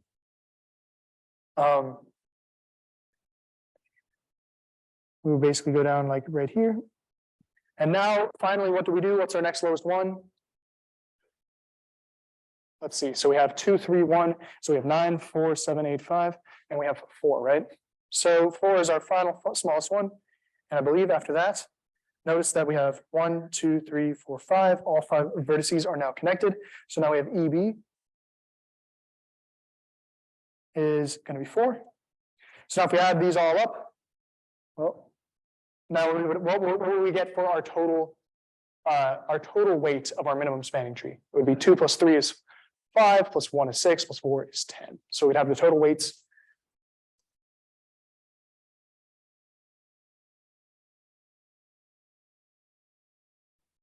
Okay, it's 10. That's cool. Now, we're going to move on. We're going to do this exact same problem, but instead of using prims, we're now going to use Kruskal's, which is a different algorithm that works a little bit differently. Now, for the sake of making it kind of simple, most of the weights here are just kind of in order. But basically, what you're going to have to do in Kruskal's first is you're going to have to write out all of the edges and their weights, and then you're going to write them out in the order that their weights go, like from bottom to top, basically. So for Kruskal's, we're going to basically take CE, because that is a weight of 1. So that's our kind of like our lowest, right? And let's see, our next lowest is AD, because that's a weight of 2. And then our next lowest is, let's see, no, go back. Let's see, that's Dijkstra's. Okay, so our next lowest is going to be CD, and that is a weight of 3. And then our next lowest, we have 4, which is BE. And then, let's see, we're going all the way apparently. Let's see, so then our next lowest after BE is going to be the AB, which is 5. Our next lowest is then, let's see, do we have a 6? No, we don't have a 6. I don't think so, unless I'm blind. We have BC, which is 7. And then we have an 8, we have AC, which is 8. And then we have a 9, which is DE. So now if I count these up, 1, 2, 3, 4, 5, 6, 7, 8, do we have 8 here? 1, 2, 3, 4, 5, 6, 7, 8. Yes, we have 8. So that's, do you guys see how that is all of our edges? That's basically an edge list. That's kind of, yeah, that basically is an edge list right there. But we have them all lined up, and you guys see how they're all sorted by the weights, right? So what we're going to do now is we're basically going to go down this list and I'm gonna highlight them as we check them off. Now, in the case, what we're going to do is we're going to basically highlight them and we're gonna check them off. But we're not going to check them off if when we highlight them, they create a cycle, okay? So here's the thing, we're gonna look at CE. So let me go to CE right here. This does not make a cycle. We do that, we say, okay, that's good to go. We look at AD. Now AD, once again, that does not make a cycle. And mathematically, these are called different cuts on a graph. If you're into like math theory and all that, these are like separated parts of a graph now. They're separated graphs, disjointed. That's, I think, the technical term, right? But anyways, so now we go AD, we see that does not make a cycle. We then go to CD. And let's see, where's CD? It's right here. That also does not make a cycle. We then go to BE. That also does not make a cycle. AB. Let's see, so AB is right here. Now this is an issue. Why is this an issue? What does that make? A cycle. Think about this. This is basically a cycle. We could go from A to D to C to E to B and then back to A. That's an issue. So because that one makes a cycle, we actually do not use this one. We say basically screw you. So we say goodbye to AB. Now after that we go to BC. Does this make a cycle? Yes, it does, because you see that triangle right there that you can just go around and around. So we say no BC. And then AC, we're going to see, once again, another cycle is made. That is an issue. So we cannot use that one. So we're going to say X to there. And then finally, we have DE. And once again, you're going to see a cycle is made at DE, which is once again an issue. So we're going to say we're not going to use that one. So now when we have this, we're going to finally add these up. We're going to have 1 plus 2 plus 3 plus 4, which is equal to 6 plus 4. Now notice our answer. Well, if it's going to not, all right, chill. Notice our answer for, if we go to prims and we look at our cruscals, what do we see? Oh yeah, we ended up with the same thing, just two different ways to get the same thing. Also, I have all the time complexities listed down there. Those might be important, might not. I don't know. Maybe you should write them down in a formula sheet real quick. Let me get that. It shouldn't be important. It shouldn't be important, but I just included it just in case. And most of these, all of the like the time complexities and stuff either came directly from slides, or if they weren't in the slides anywhere, they came from Google, just so you know. This is, once again, this is just something maybe you write on your cheat sheet as like a footnote, just in case. Priority queue. Yeah, that's if you make it a priority queue implementation. Like the normal time complexity would be EV for this algorithm, but there is basically, I guess, somebody figure out how to do it with a priority queue with E log B. And that actually isn't a mod slide, so that is something potentially you might need to know. I'm not 100% sure. Okay, next up we have Dijkstra's algorithm. So Dijkstra is to get the shortest weighted path from one vertex to another. And so what is the difference between Dijkstra's and like a breadth first search? Because breadth first search also can get you the shortest path to a node. Well, Dijkstra's is greedy, but that's not what I'm looking for. Yeah. Yeah, weighted. That's the biggest difference. With a breadth first search, if you use that to get the shortest path, the issue is that if you have a weighted graph, it's not always going to give you the correct answer. With Dijkstra's, on the other hand, it takes into account the weights and it will get you the correct answer. Where does Dijkstra's algorithm kind of fall apart though? Yeah, so you could have what's called a negative weight cycle. If you have a negative weight cycle, I don't have like one listed up here, but let's just say you have like a directed graph and you had a negative weight cycle. Where basically you could go around in a circle and just keep getting more and more negatives, then theoretically, like, okay, now I'm just continually going down, and that would break the algorithm. But we're not going to use that for now. So anyways, we're going to look at this graph. We're going to find the shortest weighted path from A to all the other nodes, okay? So what we're going to first do is we're going to start from A, because we're just going to say that's our source node. And we're going to have two, basically, I guess two sets again. So we're gonna have a list of the nodes. So we have the node here. And basically what we're going to have is we're going to have the distance of the node. And then we're gonna have the previous to the node, okay? And you're gonna write you're gonna make a table like this. And then you're gonna list all the nodes here. Oh, go back. You're gonna list all the nodes. So we have A, B, C, D, E. Everybody agree with this so far? Okay, cool. And then what we're gonna have is we're gonna have a distance and a previous. What are we gonna set our distances to originally? Infinity, yeah. So we're gonna have infinity, infinity. Yeah, so I think 0, -1, it doesn't matter. We're almost there to algorithm paradigms, not yet. So now what we're going to do is we're going to basically start from A, and we're going to replace all of the distances and previouses with stuff that goes based off of A, okay? Because once again, we're starting with A. So now we're going to go from A, and we're going to say, okay, well now A goes to B. So B's distance is no longer infinity. B's distance is now going to be 5, and the previous node is now going to be A.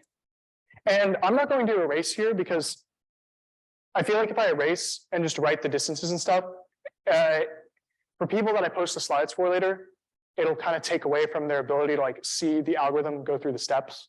So I'm just going to like cross stuff out and write it as we go through. But so now we're looking at A to C. We can see that we're going to cross off this infinity and we're going to go 8, and then we're going to go to C, and then the previous to C is A, right? And it's going to troll me again. Now after that, we're going to go to D, and we're going to see that we can cross off this infinity and we can make it 2. We're going to make this A. Now, which node should we go to next for our like next D, right? Because, and why do we go to D? Because it's the shortest, right? Yeah. So now we're going to go to D, because D is the shortest, has 2, and we're basically going to do the same thing. So D goes to C and E. So C, its distance to, what is its distance to C? It's 3, but it's also, we have to include the distance from A to D, right? Because Dijkstra's, we're trying to find the total distance. So what is the distance from A to C? I guess if we go to D, it's 5, right? So 2 + 3 is 5. So now, if we go to C, and is a distance of 5 to C better? Yes, a distance of 5 to C is better. So we're going to cross out this. Basically, we're going to cross out this 8. We're going to make it a 5. We're going to cross out this A, and we're going to say the new previous is now D. And now we look at E. Well, our current E is infinity. So that will become 9. And then after that, we have E right there. Or no, that would be D. I don't know why I wrote E. But yeah, we have our previous is now D to E. So now what is our next node? We can actually do B or C, right? Because B is 5 and C is also total 5. Do we want to do B or C? It doesn't really matter. What if from to E be 11? Oh, yeah, you're right, actually. That's a good catch. I wrote 9 instead of 11. Wait, why is that? Because we have to add 2 and 9. All right. Yeah. Thank you. That is a good catch. Anyways, so now we're gonna go to, I'll just go to C just because why not? We're gonna go to C. So obviously we're not gonna go to A from C, because if we go to A from C, then that wouldn't really make sense. Also, for nodes that we've already done, we've done D and we've done A. So I'm just gonna check these off just so that I don't forget. But we're gonna go to C. Now C goes to A. That doesn't make any sense because we're starting from A. C goes to B. What is the distance from A to B from C? It would be 2 + 3, which is 5, + 7 is 12. 12 is then greater than our current distance to B, which is 5. So that doesn't make any sense. We don't do that. And then we look at to E, right? We go 2 + 3 is 5, + 1 is 6. So we do a total distance of 6 to E from C. And 6 is actually less than 11. So then we would replace this with 6. And we are now saying that the previous is C, right? So now we have our C finished. So now next up, we're gonna do B because the total distance to B right now is 5 and the total distance to E right now is 6 and 5 is less than 6. So we're gonna go to B. We can see that B goes to C and E. The distance from B to C, the total distance, if we go from B to C is 12. 12 is then greater than the current C distance of 5, so we ignore that. And then from B to E, total distance is then 9, so we also ignore that. And then after that, so B doesn't actually replace anything. We're done with there. And finally, we go to E, and we see that E doesn't really point to any other nodes, like within the direction of A, basically. So that wouldn't make sense because once again, we have no negative weights here, so there's no way to even like go back and try to make it less. So E is just kind of already done. And I believe this would be correct. Feel free to double check me if I'm wrong. Obviously, I did this kind of on the spot, so yeah. But there you go. Anybody, any disagreements?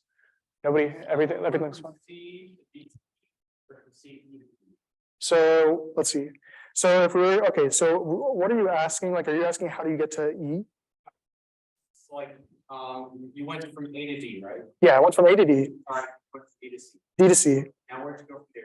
Then I went to B because B has a distance of 5, whereas if we were to go to E, it would have a distance of 6. Oh, okay. Yeah. Cause I'm like, wouldn't you like? Oh, so. Well, yeah, like, wouldn't you go to from C, D, cause like. So in this algorithm, right?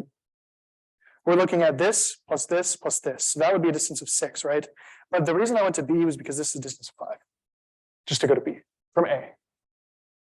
You go to the shortest distance from your starting node. Oh. Yeah.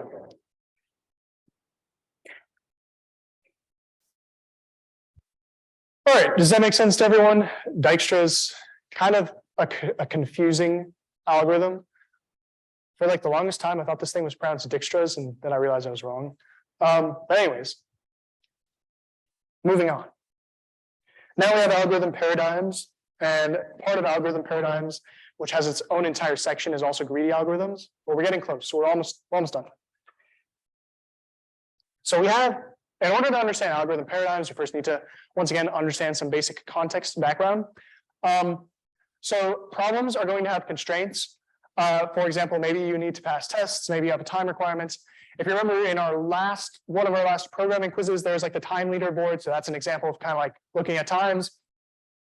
And passing test requirement is, if you're given a certain input, you need certain outputs, right? And you want to get a correct output. There are many feasible solutions, like for example, once again, if we went to our last programming quiz, like any student solution could be considered a feasible solution, assuming that it passes all the tests, has a time, right? Maybe you are given a time requirement. Maybe we were to say, oh, you need to get this quiz done and it needs to run in less than 10,000 nanoseconds. Okay, that would be an example of a time requirement, in which case there would be less people who have feasible solutions. Now, for optimal solutions, we have two types. Globally optimal. So actually, you guys remember calculus, right? Yeah? No? Maybe? Okay. What's calculus? Okay, this is a graph, right? What would be the global max of this graph? Yeah, it would be the second hump, like right here would be a global max. Right? But theoretically, right, wouldn't these all be local maxes?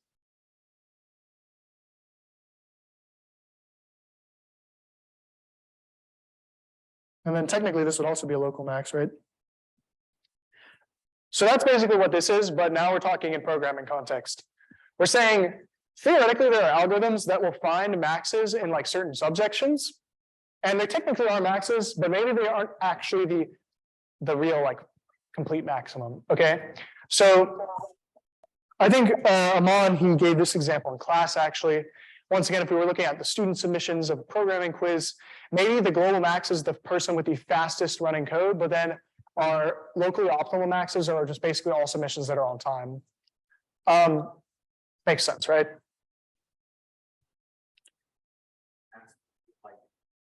Like the one that was submitted like the latest. The latest? What do you mean by that? Well, like Well, we're saying for like different parameters, like the parameter for like fastest running code would be how much code how much time the code takes to run. Whereas the parameter for locally optimal that he was referring to would be like, are these feasible solutions type thing? Yeah, different parameters. So anyways, basically, when we understand what we're looking for in optimization problems, we can then get to the 4 different algorithmic paradigms, whatever you want to call them. And we're going to go through all those pretty quickly. The first is brute force. You're probably pretty, familiar with brute force, because I feel like when you're in programming 1 and programming 2, most of the stuff you do is brute force. I mean, maybe you do some divide and conquer, like you maybe learn what a binary search is. But I feel like a lot of the stuff you do to solve problems, for example, let's say you were going through a list and you were looking for like the max on the list. Most people just, coded a singular for loop and they just went through every single number in the list and found the max, right? That's a brute force algorithm. Now, I think the biggest thing that you're going to need to know for these algorithm paradigms is probably the examples that are listed in the PowerPoints from Aman. So I did write those examples here, but these are examples of brute force algorithms. But basically, what also you need to know, they're computationally expensive, because think about it. What are you doing with the brute force? You're going through every single combination possible. And in a lot of cases, if you go through every single combination possible, well, the numbers get really big, really fast. I don't know if you guys remember from discrete or maybe statistics or something along those lines. You probably learned like the big letter C that you can put into your calculator and find the number of combinations or whatever. Well, this brute force algorithm would basically be like going through every single number of combinations. And once again, you don't really need to know like a statistical background of this, but how fast, if you put in like the number of combinations, how fast does that number go up? It goes up pretty damn fast. Okay. So keep that in mind. Brute force, like while it's nice, it's not always nice to have like n-squared algorithms. And if you go to like an interview or something, a program like for a company, and like oftentimes they'll ask you to do problems, and there will be a really easy like thing that you can think of that is brute force. That's probably going to be like n-squared or something, where you maybe just use 2 for loops or something to find a piece of data. But a lot of times, if you just use that easy solution, that's going to be seen as not optimal, not efficient enough, and basically you're going to get clapped, and they're not going to actually hire you. So brute force, it's typically easy, but it's not just good. It's not always good to use. Okay. If you do leak code and you do a brute force algorithm, a lot of times it will just time out on you.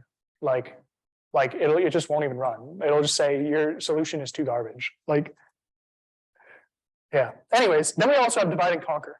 Now, okay, hold on. The thing I want to say with brute force before I actually move on. The one good thing about brute force is that it does guarantee you the globally optimal like solution, because you do go through every single thing. So you're not getting like some random. You're not getting a solution that is like only locally optimal. Yeah. So now we have divide and conquer. Now, divide and conquer algorithms are basically splitting stuff up. Now, once again, I mentioned merge sort earlier, and also like there's like quick sort and all that.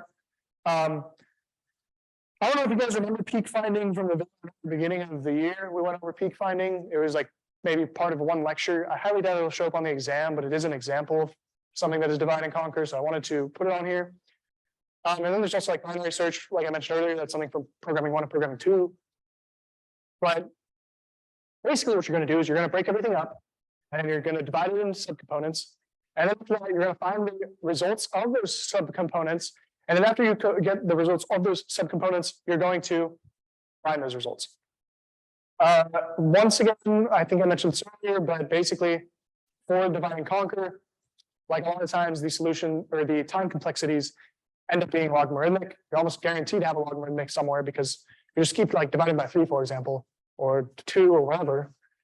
It ends up mathematically being logarithmic. Okay. Are there any like specific questions on this? I don't think we're going to know this like too in depth. We're probably just going to, I feel like what's probably going to happen, if I had to guess, is we might get questions like this, where we then have to maybe like maybe we're given an algorithm and you have to like look at the algorithm and then maybe you have to say like, is this a divide and conquer algorithm? Or is this a brute force algorithm? That's what I could potentially see happening on the exam. Summary of dynamic programming. This will not be on the exam, but once again, it might be on there conceptually. But I don't think we're gonna have to do like any like pseudocode with this. And in fact, Aman said no dynamic programming, but it's kind of confusing. I can't really tell if he actually means it can be on there or it can't be, but I think it was listed somewhere under no with the 4 paradigms. So I just wanted to, once again, I don't know if this is actually gonna be on there, but basically I wanted to briefly mention what it is, just so you kind of know. Basically what dynamic programming is it's taking an algorithm that might be recursive or something along those lines, but have overlapping data. So for example, he talks about Fibonacci. Now, the reason you talk about Fibonacci is because when you look at the Fibonacci, you're calling Fibonacci of n minus 1 and Fibonacci of n minus 2. And then when you go into n minus 1, you're once again calling n minus 1 and n minus 2, right? But then notice that the function of n minus 2 is the same thing as the function of n minus 1 in the function of n minus 1. So I know this sounds really complicated, but think about this for a second. If we're using the function of n minus 2 and we're using the function of n minus 1 and in the function of n minus 1, what is that? It's the same thing, right? And so what does that mean? What is it? It's redundant data. Okay, if you have redundant data, you're doing the same thing over and over again, when realistically you don't have to do the same thing over and over again. So what the goal of dynamic programming is to store these common results in some way, shape, or form to basically make an algorithm that originally would be maybe really bad, maybe exponential time complexity or something, and make it something maybe linear or something along those lines. So I think there's like a way you can take Fibonacci and you can put it in like a different implementation with like just like a for loop, and it can actually go from like exponential to like linear. I could be wrong, but I think that's like an example. This does, you can see here, it does guarantee the optimal solution on correctness/time-wise. And then here are some of the examples, and we're going to go over some of those examples. I know that assembly scheduling, this will be an OS topic for sure. Knapsack, bin packing, and Fibonacci are all part of this class. So we won't go into scheduling, that will be later on. But yeah, we'll figure that out. So finally, we have greedy algorithms. Essentially what a greedy algorithm is you have an algorithm that works for maybe a lot of scenarios, and it finds you some form of locally optimal solution.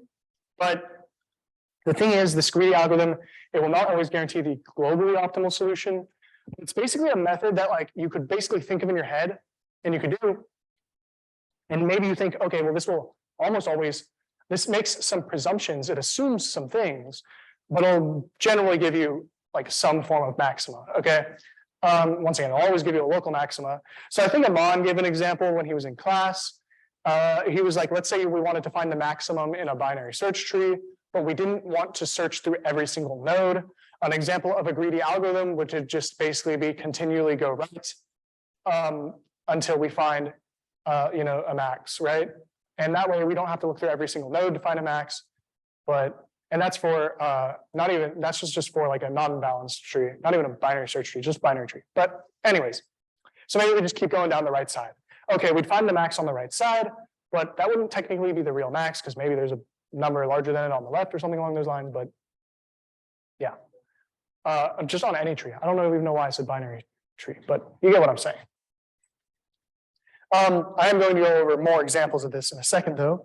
You can see Prim's algorithm, Dijkstra's, and Kruskal's are all greedy algorithms. I can't really think of a scenario where those wouldn't work, to be honest, but clearly there probably are times where they wouldn't because they're greedy algorithms. Then we also have bin packing and coin change, which are two that we're actually going to go through in a second. And I'm hoping that by going through some of the greedy algorithms, I'm going to point out scenarios where they wouldn't actually work. And maybe you guys can see what I mean by that, like sometimes they don't actually work, okay? So here's what we're gonna do, greedy algorithms. This is by the way, this is the last section of the review. So I know it's kind of late, it's like we're running on 2 hours, but we'll probably last till 8, okay? So we have Huffman trees, the coin change problem, knapsack, number conversions, and bin packing. I saw number conversions were on here, or they were on the list of stuff we need to know, even though they aren't technically like I don't think they're in Aman's slides anywhere, but number conversions are kind of just discrete. So I just threw them in here basically. So Huffman trees, this is something that probably a lot of people, if I had to guess, a lot of people probably like dozed off during this lecture and probably have no clue what a Huffman tree is, because this was like a pretty recent lecture and it's Thanksgiving that happened and everything. So a lot of people have probably like just honestly, like, dude, I like slept through this lecture. So, anyways, what do? So we have this word hippopotamus. So now the point of a Huffman tree is to basically take data. So now keep in mind that when we're representing a string or a character or whatever in a binary, and this is only for the English alphabet, by the way. We are not going into other alphabets. That's way too complicated at the moment. But basically what we're doing with a Huffman tree is we're trying to make it so that instead of representing every single letter or character by an 8-bit like binary configuration, we are trying to represent it by a binary configuration where a letter that shows up more than one time or the most times is going to be represented by something that is less than 8 bits. Because we want, if we have like a letter that shows up like, like 4 or 5 times, and we have like a letter that shows up like 1 time, and we made the letter that shows up like 4 or 5 times just only be like 1 bit, and then the letter that showed up like way more times be like more bits, right? We end up getting a total less number of bits. And this is actually kind of how your decompression works for text. If you decompress, or if you compress a text file, okay? So let's see, we're gonna have hippopotamus. I'm gonna show you guys the process of this. Also, when you make these, also here's another issue, right? Let's say we see that like P is like, we see that P is 3. So let's say we want to just make P 0. And we see that O is 2. So let's say we try just making O 1. And then the next letter, let's just say we made let's just say we decided to make T 1, 0, right? Because that's just another letter. What is the issue with that? Hold up, if it'll go back. Wait a second. Maybe, dude. No, never mind. I thought I figured it out. But anyways, let's just say we had 0, 1, and 10, right? What is the issue with this, guys? So if we were to write in a program, if we were to write 0, 1, 1, 0, here's the issue if we just like assign it like this. We have this 1, 0 here. Is this 1, 0 a T? Is this 1, 0 an OP? We don't know, so that's an issue. That was kind of the first challenge of this compression stuff. Let's see if we could keep going back. That was the first challenge of this compression stuff, was how can we actually do this properly so that we don't have like repeats. Also, sorry, my voice is slowly dying, so it just kind of is what it is. Okay, so what we're going to do is we're going to first take basically we're going to take the letters with the lowest values, the lowest times. So we have this word hippopotamus, right? Who wants a hippopotamus for Christmas? Probably nobody, realistically. But well, I don't care. But anyways, so we have hippopotamus here, right? And we can take any of these. So we can take any of the letters with the lowest number, and we can put them at the bottom. So like H has a 1, right? And 1 is the lowest number, so we can put H at the bottom. We're going to put H1 here. And we're going to cross H off. And then we're going to say I1. You know what? I should probably do this though. Hold up. Let me go back. I'm going to be smart for once. And I'm going to start at the bottom. So we're going to have H. And we're going to have a 1. Okay. And then we're going to have I. And we're also going to have a 1. Because I am like, basically, do you guys see what I'm doing here? Like I'm basically going through the letters. And I'm going least first. And in this case, the least is just, there's 1 of those letters. So I can just choose like any that have 1. Like I didn't have to do HI first. I could have technically done like T. But essentially, I'm going to then combine these now. So now I'm going to combine these. And the number here is actually going to be this 1 plus this 1. There's going to be actually a 2 here. Okay. So now what I'm going to do is I'm going to continue making this Huffman tree similar to this. Now, what I could do is I can then add another one of the ones with 1, or I could add 2 more down here. It doesn't really matter actually. But we're going to, let's just say we added a T and we added a 1, right? Now, if we wanted to make this theoretically the most efficient though, we could make this, I think if we made this a bushier graph, remember like bushy versus like, what was the other word? Spindly? Yeah, bushy versus spindly. I guess if we make this a more bushy graph, then it'll actually be more efficient number of bits wise. So It doesn't matter too much, no, but yeah, might as well do it. Well, no, I take it back. It really doesn't matter. So we'll just put a T here. And we'll put a 1 here. And now what we're going to do is we're going to have to combine these two numbers, okay? And what's 1 plus 2? 3. Okay, so now after that, we have T done. Go back. Now we're going to have to get A. So let's say we had like an A, and where should we put A? Let's say we had A and a 1 here.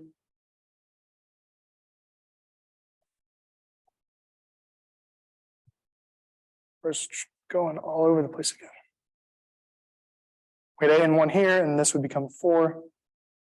Trying to think. So now what we could do, we have this M, right? And I'm going to start basically, I'm going to put M down here. It's also a 1, so it doesn't really matter. Yeah, what's up? Earlier. So notice how 4 is greater than the occurrence of P, right? Yeah, So the like 3 is the highest number of occurrence in that list. If you leave this tree as it, it's getting more efficient. So what I heard you to do is you make a separate tree. yeah, I see what you're saying. You want to make it, like I said, you're referring to making it bushier, basically. Oh, okay. Yeah. I could actually, here, wait, I could do this quicker. Hold up. I'm going to try to make this more efficient only because it will have less bits and also it will, I don't want to run out of room. That's actually the issue here. So let me, hold up. So we have S1. I'm going to real quick redo this basically. I don't want to run out of room. So we could have S1 and U1 down here, right? And this would make 2, right?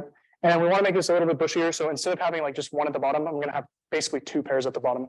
So we could have A of 1. And we could have T of 1. And this will make a bushier graph overall. And we have 2, right? So now after this, we then go back, right? And we could put next to this 2, we could put an M1. And this would add up to 3. And then next to this 2, what other letters do we have that are 1? So we have S is marked off, we have U is marked off, A is marked off, T is marked off, and then M is marked off. Are there any other letters? Yeah, there's an I, which is a 1, right? And these would combine to get 3, right? Let's go and go like that again. Okay. And then after that, we would have, let's see. So then we would have, let's see. So we have I now, and we just have H, right? So now with H, what we're going to do, so we'll put H, and H is also 1. Put that right here. And this will become 4. And now notice that we have 3. Now what's after H, what's the next, what is the next smallest? O, yeah. So we're gonna have O, and we could just put that right here. That's gonna be 2. And together here, this is going to be 2 plus 3 is 5 actually. And then after here, this, what's the final letter that we need? Yeah, it's P. P is going to be 3, so we can put P, 3. And this is going to give us 3 plus 5 is 8. And then notice that basically, well, here's what we're going to have actually. If we do it like this, right?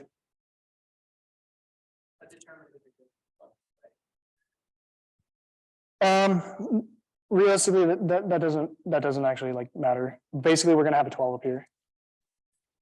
When you're making the tree, it doesn't matter as long as you have the same tree. There are multiple different trees you can make for every combination. Does that make sense?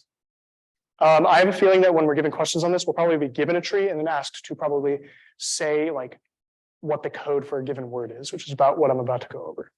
So let's say I wanted to spell hippopotamus now. Basically what I'm going to do is I'm going to go down this tree, right? And when I go down this tree, every time that I go right, I will assign a 1. And every time that I go left, I will assign a 0 for a letter. So for example, if I wanted to get to P, well, no, H actually. H, I'm going to go left, which is a 0.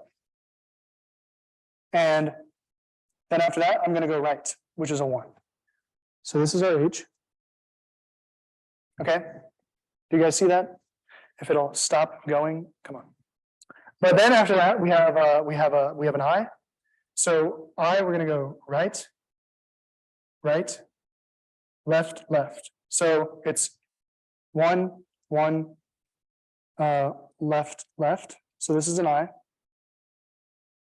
And then after that, we have I wish, hold on. But anyways, after that, we're gonna have 2 P's, right? So now to get P, we're gonna just go right and then left. So we're gonna have 1, 0. And after that, we have an O.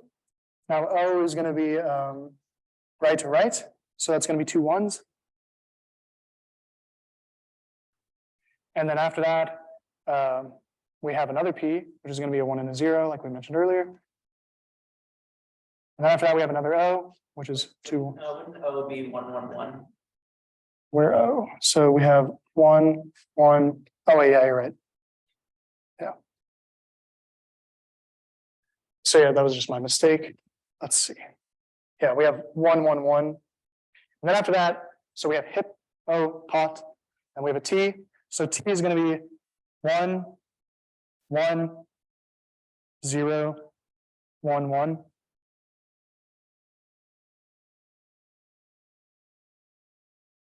Then after that, we have an A. If it would please stop doing. I wonder. I really do wonder. I feel like it's like. No? Okay. Anyways, we have 1, 1, 0, 1, 1. And then after that, we have hippopot, and that's an A. So we're going to have, if we go to A, we're going to go 1, 1, 0, 1, 0. 1, 1, 0, 1, 0. Hippopota, and then we have an M. So M is going to be 0, 0, 1. Yeah, 0, 0, 1. And then after that, we're going to have a U, which is going to be 0, 0, 0, 1. And then finally, we'll have an S, which is going to be 0, 0, 0, 0. So I don't know how much you would get if you added all of these bits up, like how many total bits there are. 40? Okay, cool. But basically,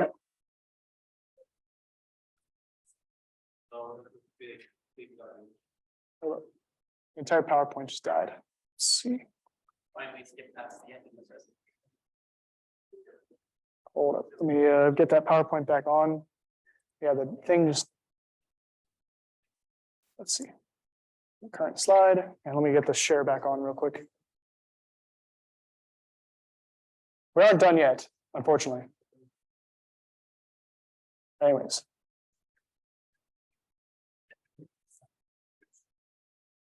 There we go. Okay, can you guys still see the PowerPoints in the Zoom? Hopefully. I'm going to make sure just in case.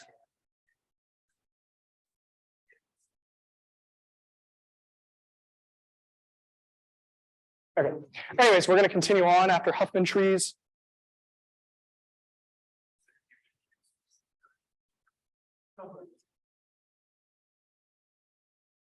We now have coin change. Now the coin change, the issue with this is that, well, this is another greedy algorithm. Basically, the greedy algorithm we're going to use for coin change, we have an issue. We have 40 cents, or we want to make 40 cents with the least amount of coins, okay? Our proposed greedy algorithm, which like I said, a greedy algorithm might be sometimes wrong, is going to be to basically take the largest denomination of money. So in this case, it would be quarters is the largest denomination we're given. And use as many of those as we can as possible. And then after that, go to the smallest or go to this next smallest denomination and use as many of those as possible, et cetera. So right now we have quarters, dimes, nickels, and pennies, right? So if we try to use our greedy algorithm with this, well, the largest denomination is going to be 40 cents, right? And the largest denomination that goes into that is going to be 25 cents. And then we're left with 15 cents. So we have 1 quarter. Now, the largest denomination that goes into 15 cents after that is after that is not going to be quarters because it's 25. It's going to be a nickel, which is equal to 0.05. So we have one, or not a nickel, a dime. We have one dime. And then minus that, we have one nickel, right? So we have 1 quarter, 1 dime, and 1 nickel. And that's a total of 3 coins. Bro, it just trolled me again, like all the way. I have to reset this up again. Okay, hold on. I swear, if I find out that somebody like brought in like a wireless mouse and this entire time has been like clicking through just to mess with me, that'd be terrible. Come on, I swear. From current slide. Display settings, switch. And then after that. Anyways, we're going to now screen share again.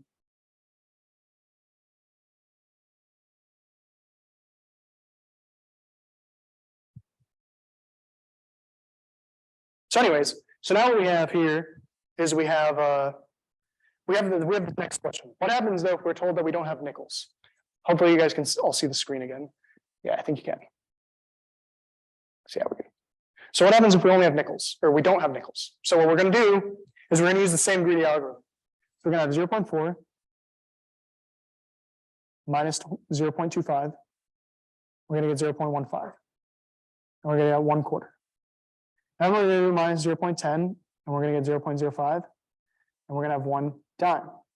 And then after that, we don't have nickels, so basically what we're, don't do it to me. Don't be doing it. We're going to have 5 pennies, right? Because that's like all we can do. Now notice, is this actually in this scenario? Is this actually the like most optimal solution? 7 coins? No, it's not. Because think about this. We could actually have, just to make 40 cents, we could have 4 dimes, right? And that would just be 4 coins. So that is what they mean by a greedy algorithm, an algorithm that actually might not always work in all scenarios. It is a proposed algorithm, but something that just doesn't always find the actual global max. So hopefully that makes sense after going through an example problem. I hope that for those who maybe they didn't have a full conceptual understanding of what a greedy algorithm meant, they understand that a little bit more. So now we have the knapsack problem. Almost just died. But we have the knapsack problem. This is another problem that you have to know. This is listed in like the you need to know guide. But anyways, basically you have a knapsack that holds 15 kilograms, right? And in this knapsack, you can put different objects that are worth different amounts of money, right? And each object has a different weight. And we're looking for an algorithm to find how we can basically fit the most amount of money in this knapsack, okay? So let's say, and here are some denomination amounts that we have. So for 12 kilograms, we can get $4. For 2 kilograms, we can get $2. For 1 kilogram, we can get $2. So it's like, why would we ever use 2 kilograms for $2 when we have 1 kilogram for $2? We have 1 kilogram for $1. Also, why would we ever use that one? And we have $10 for 4 kilograms. So a greedy algorithm would basically be add as many of the highest money per weight as you can. So we're looking at the ratio between the amount of money and the amount of weight. And then we're going to just add as many as we can until basically we can't add that weight anymore. So for example, if I look at this list, what is the greatest money per weight? It's just a ratio, divide the two. 10 and 4, right? Because if we have $10, that was a really bad 10. But if we have $10 divided by 4 kilograms, this is the same thing as $2.5 per kilogram, right? So we're going to add as many of these as we can. And how many 4 kilograms can we fit in a 15 kilogram knapsack? 3, right? We have 4 times 3. That would get us to 12 kilograms. If we added another 4 kilograms, we'd get to 16 kilograms, which would be too much.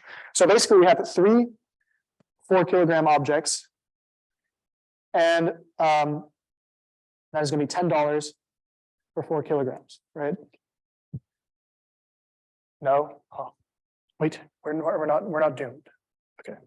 But anyways, we have 3 times 4 or 3 times 4 kilograms times 10 for 4 kilograms. It's dimensional analysis. But anyways, so then after that, what would be the next greatest ratio to add?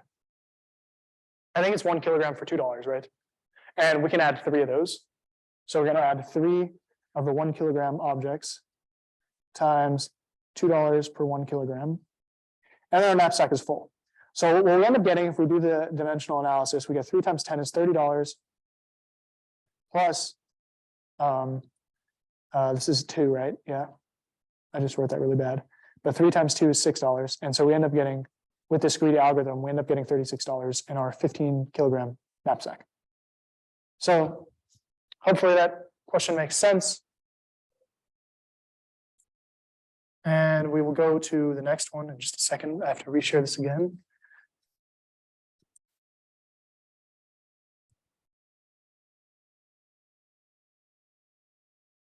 Okay, so we're going to go from here, swap that again.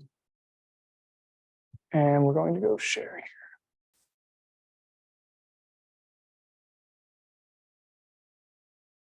here. Anyways, okay, so basically now we're going to go past the knapsack problem. I think we have 2 more problems, maybe. Maybe 1. No, 2. We have number conversions, and then we have bin packing, and we're done. All right, so we have number conversions. We're going to convert 258 to base 3. I'm just going to real quick go over how to do this. So my algorithm for this, well, like when I do this like in my head basically, is we're going to go, and I guess a greedy algorithm would be you look at the number that you have and you look at the base you have, and you're going to find the greatest number or the greatest power of that base that goes into the number that you're converting from. So if I look at 258 and I look at 3, I just know kind of off the top of my head, the greatest power of 3 that goes into 258 is 243. Okay, that's just, what is that? 3 to the power of 5, right? Yeah. Okay, so basically now what I'm going to do is I'm going to subtract 243.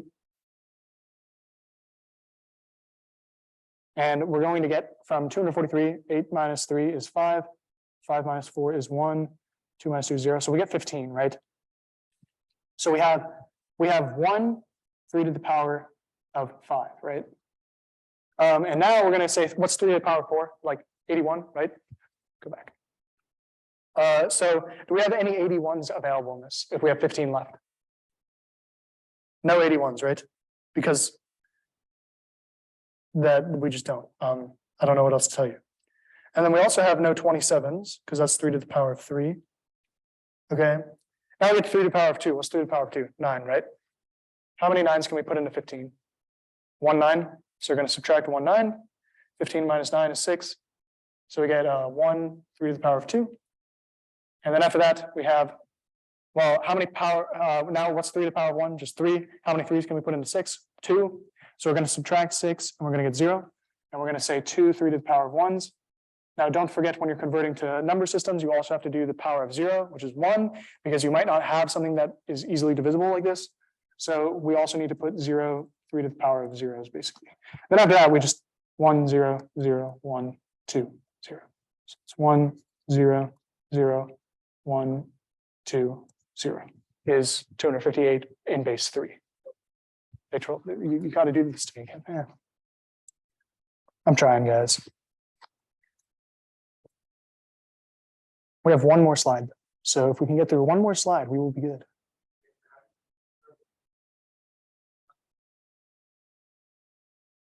Okay, basically you have to look for the largest power of the base that goes into the number you're given. So in this case, the largest power of the base that goes into 258 is 3 to the power of 5, which is 243.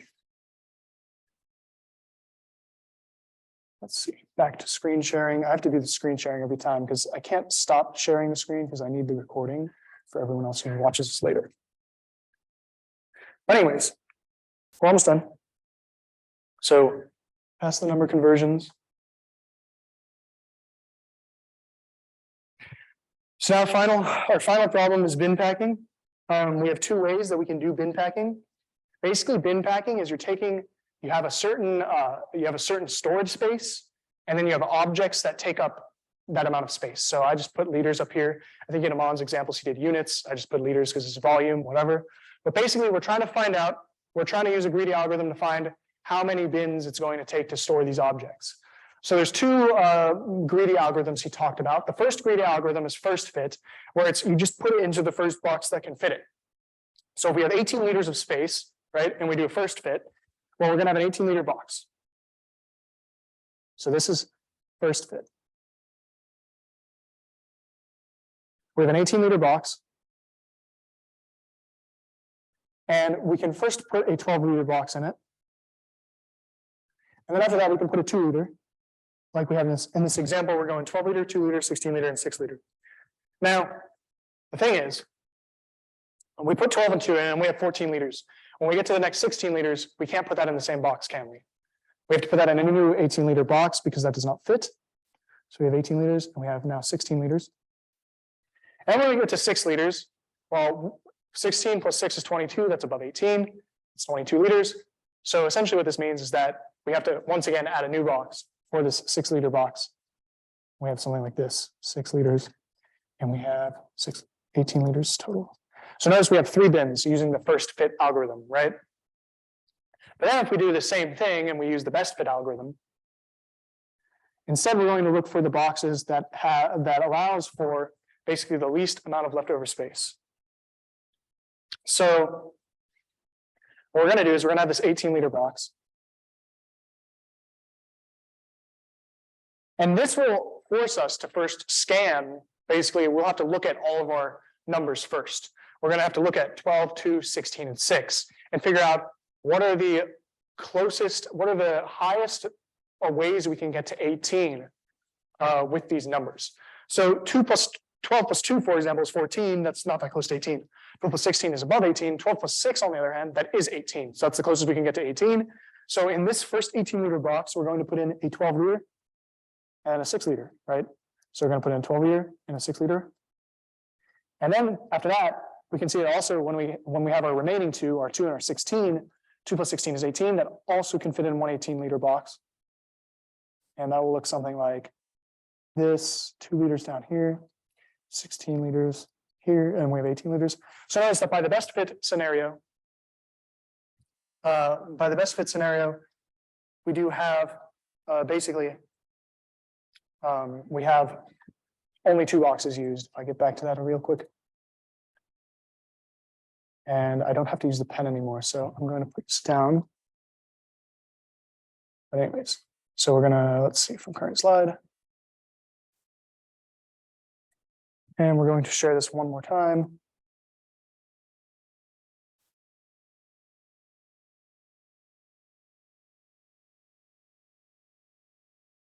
Oh, wait.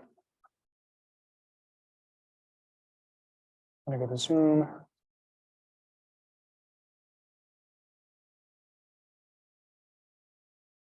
Let's see. Okay, so now finally we're done. Basically, that's bin packing, and if you might need to, any of these greedy algorithms, you might have to write pseudocode for. So if you want to look at the pseudocode real quick, or at least think about this beforehand, I highly recommend doing so. So that's it. We're officially done. I hope that you guys enjoyed. Hopefully, some of the topics that you might have been confused on before this, you may seem a little bit easier. Apologies for the sorting thing at the beginning. That was my bad. I guess you guys are good to head out, and I'm going to stop the recording here and start uploading it. So I'll see you. We're all gonna make it.